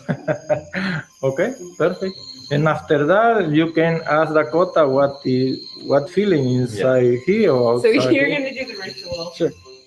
And I'll just, Yeah, whatever. I'm just gonna. Right, he's game. You could tell he was like, Yeah. he's like trying to get her like at the restaurant. He's like, oh, it's in your hands, like just. But it's like he's obviously so game for this. You know? He's game for anything, dude. Oh yeah, down for whatever. Wait, He's DTR, down to ritual. Yes. I'm really trying not to laugh, but it's like nervous laughter. You know what I mean? So we're gonna call the devil. Oh man, I can't stand this. It's just like that experiential thing. Like it's just like we're about to have an experience. I'm so excited. Like we're about to go worship the devil. This is great. Right now we're going into Enrique's underground Satanic lair. the devil's lair. It's got a way cooler name. Leonardo da Vinci What? seems to have encrypted. It's a satanic lair. The way he said that, he like turned around when she was saying his underground. And he turns back. He goes, "Satanic lair." Yeah, it's my Come temple on. of darkness. It's the temple of darkness. It's your basement, Billy. Get out, Mom. Get out. No, this is my fortress of death. This is Dolgodor. This is my layer of shadows. Get out. I'm gonna throw the ring in the fire. Yeah.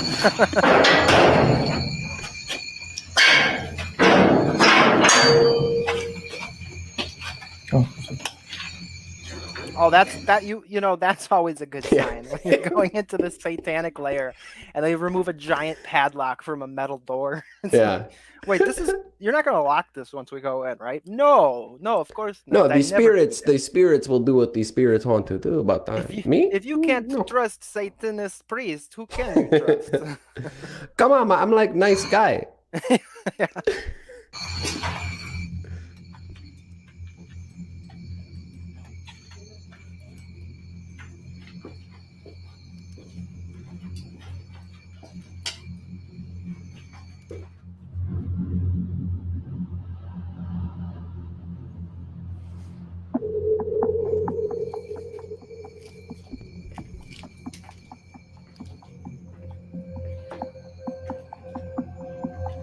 So metal. This is so heavy metal, bro. This is it. Where's the joint? Right.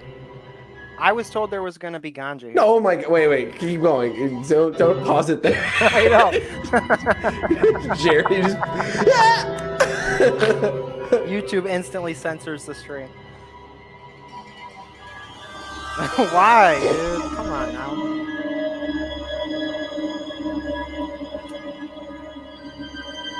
What was the inspiration for this place? I wanna have my own cake and represent to he. For me, he is good. This place have a lot of power. What are we gonna do now? Dakota gonna feel in the power of the devil. Okay, I'm excited to watch. You can say something about I'll just be in the corner watching. Yeah, I'm excited to watch you. Yeah, go ahead. Power of the devil. I get it. Yeah, cool. Let's go. permission to enter. Satan, I ask for permission to enter this sacred space, leave behind all my judgments, all my fears, any of my anxieties or preconceptions of what this is. All right, exactly. Yeah, my judgments, my preconceptions. Let me just try to get rid of my personhood My and any inhibitions.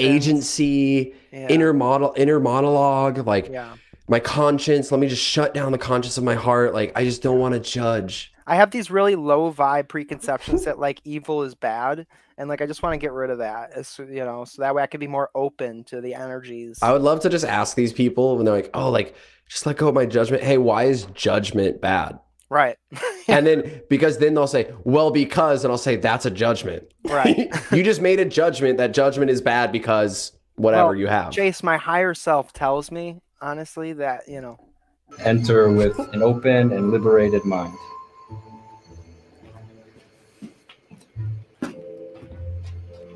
Can I come in or do I have to stay? Yeah.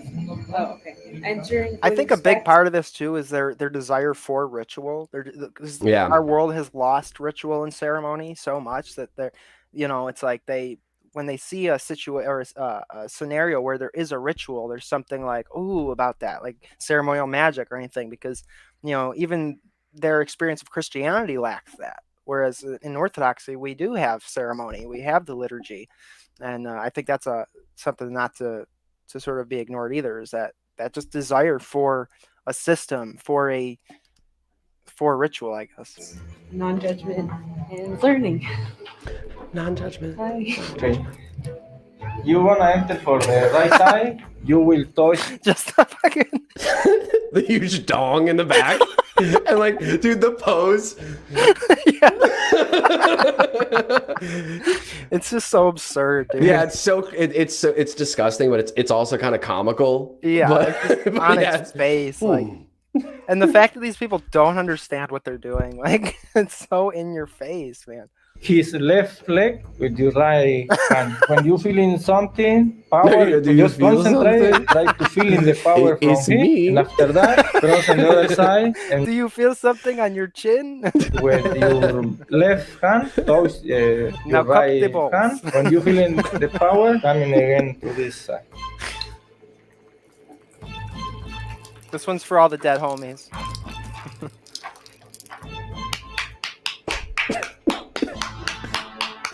All is well. We come in here in your place, your house, forgive Right. the power to this man.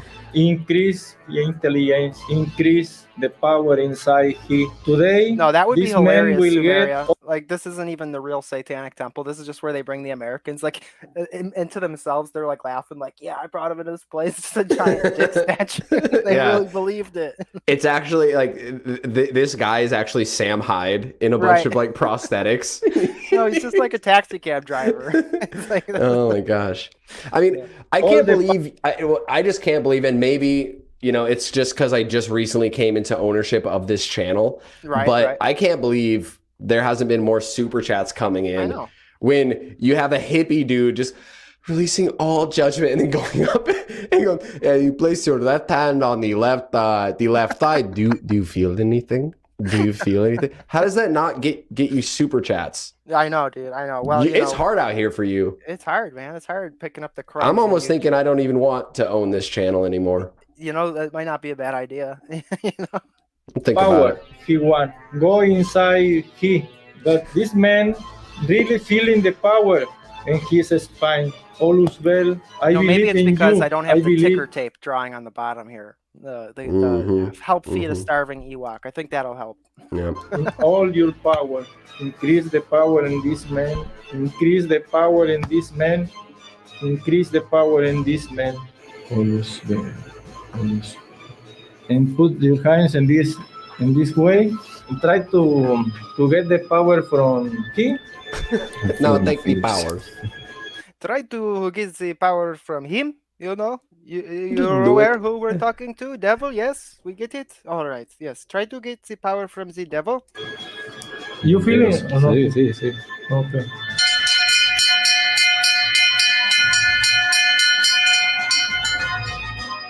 Now you can say something about him. For example, all the people think the devil is evil, but now I feeling something different. It's up to if you really feel it.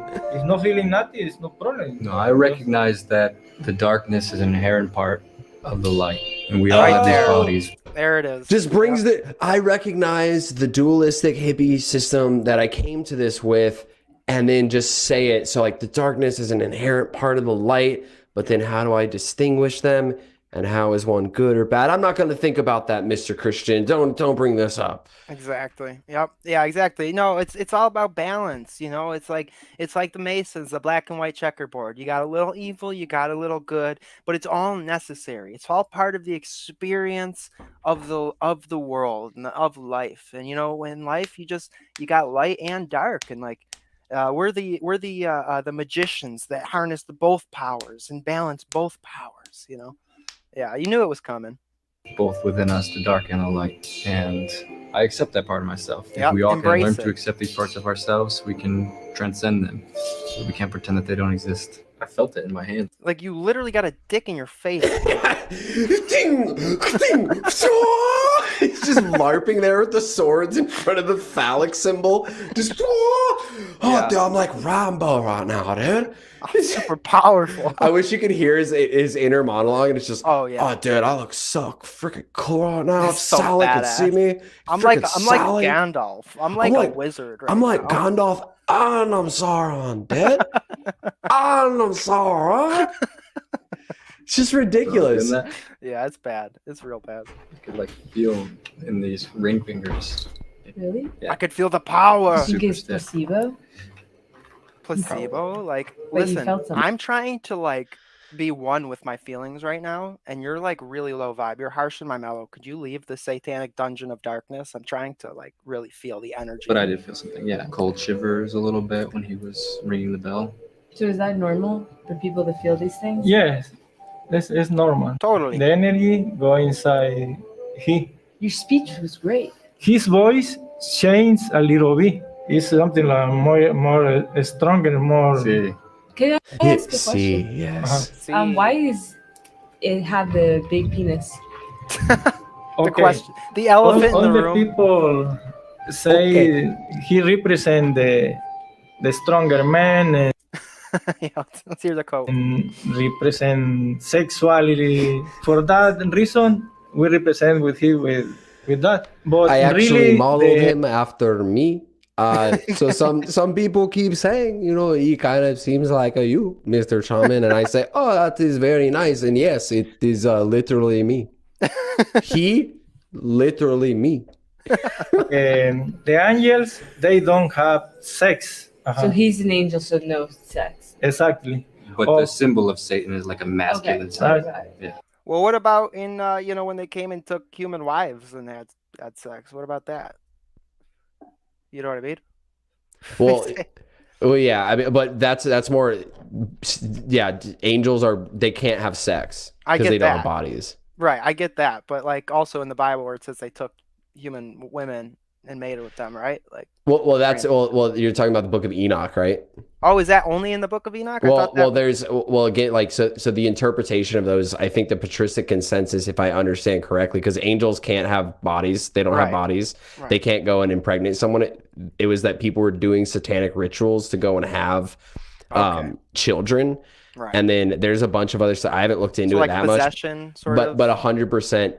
Yeah, angels don't have physical bodies and come as, the devil can come as an angel of light, but they can't have corporeal bodies to impregnate someone. Right, I get that. Yeah. And they're not God, where the Holy Spirit, God can create and, can help Mary, like make Mary conceive of Jesus. Right. In that way, they're not God. They can't do that. Gotcha. Yeah, okay, that makes sense. I'm very curious. Why do you do this? Okay, because I believe in here. 13 years ago, I don't have nothing. You feel he's given you all these things in your life? Yes. I'm curious about why animal sacrifice is a big part of the practices. La sangre se dice que lava los pecados, lava el cuerpo y limpia el alma, ¿verdad? Cuando se limpia a una persona con una gallina, o sea, esas no se comen porque toman las energías negativas. Los enterramos o las dejamos en el monte para que se lo coman otros animales. How is he even using the term sin right now when he's literally worshiping the devil? The hen, the hen is for cleaning up women's, and the rooster is for cleaning up the men's. Normally we sacrifice. So now he's going to be cleansed. No, because the hen is for the women. Sí, más o menos. It's me? Yeah, you have to do it. Because I thought I didn't have to do any of this. Hen. They got it for me. They got it for you, so it's not for me. They got the hen for me? Yeah, you got to do this. Oh yeah, vegan YouTuber chick. Is she vegan? Yeah. Hey. At least she's vegan. She's vegan friendly because she's had a lot of vegans on her channel. So I think she's like, if she's not totally vegan, she's like in support of that. She thinks. When is she coming on your channel? Oh, soon, dude. She's gonna see that I'm streaming her work. She must think I'm the biggest fan. So maybe I could get an interview with her. That would be great. That would be good. I know. To go, no, I don't want to. You have to. No. You have no choice. You can do it. You have no choice. Dude, what a weirdo. Right? But You we're have not killing no it. choice. We're not. You have to. What a weirdo. Yeah, for sure. Ooh, that's weird. Killing it. No, I don't kill. Not We don't killing kill. it. We don't kill the hen. I feel so uncomfortable. They were gonna kill the head, then when they saw that she wasn't willing. Now, no. We don't kill it. We just pretend to kill it. We're not supposed to feel comfortable in a satanic lair. Oh my goodness, dude. That guy is such a dweeb. Ugh. He's way worse than she is, in my Yeah. opinion. Oh yeah. Yeah. No, he's definitely like now he's just like pushy. Yeah. Good stuff. I think that he's not dying yet. I know, but it's been tied up in that bag. Why is that bad? Why is being tied up in a bag bad? Well, Emmanuel said, "You have no choice." I just screamed, "Freedom! You have no choice." Yeah. That is very true. Freedom! You have no choice here. It's for you, be more strong. Don't worry, it's having great time. Wonderful time.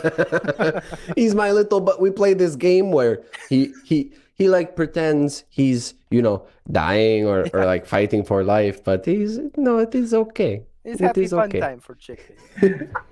Okay. Stella? Can you not touch it on me? Let's do it around. Okay, I will try not to touch to you.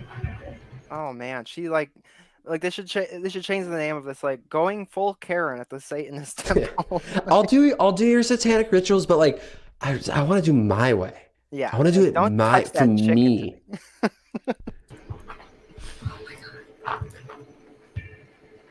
Oh, just the worst, dude.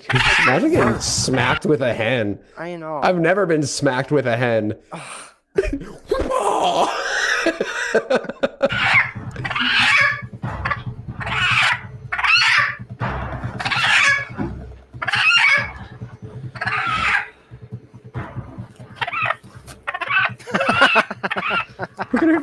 I want him to just smack her in the face with it, honestly. Yeah, but this is the most uncomfortable. I love this part. This is great, dude, because she's just like everything else. She was like, I'm a little apprehensive about like doing like a satanic ritual, but now with the chicken, she's I'm gonna break down.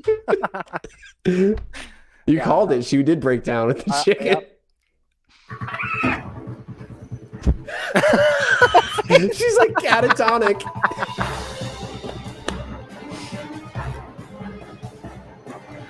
Right, crispy. Yeah, she needs vegan, plant-based Satanism.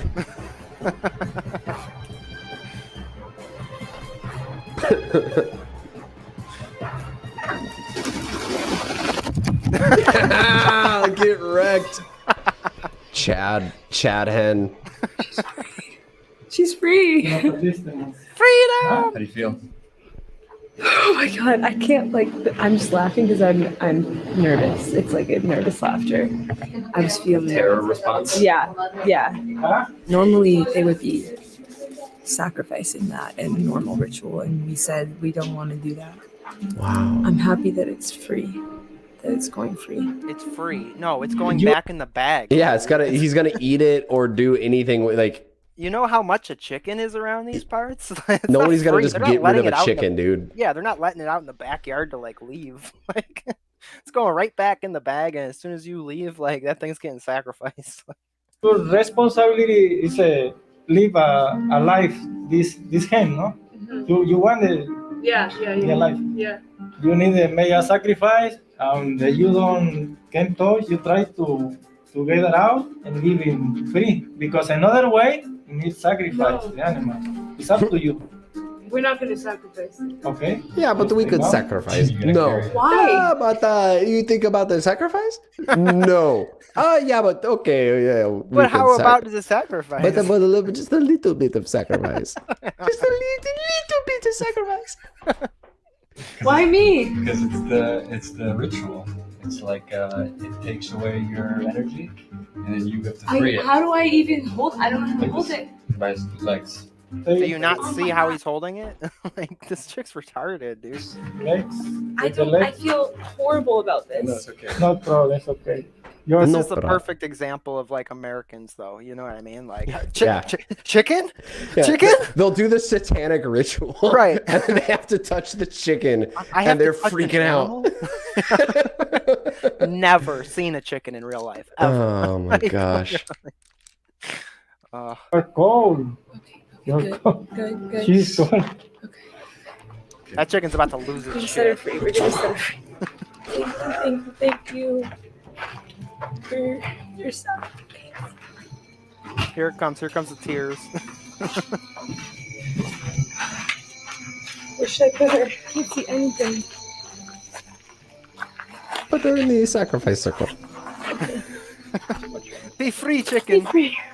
She literally just said it. She just said be free.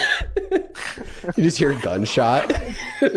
Feathers go everywhere. Be free. Be free. There you go, you're free. Oh, you're free. You're free. You're free to get eaten by the dog.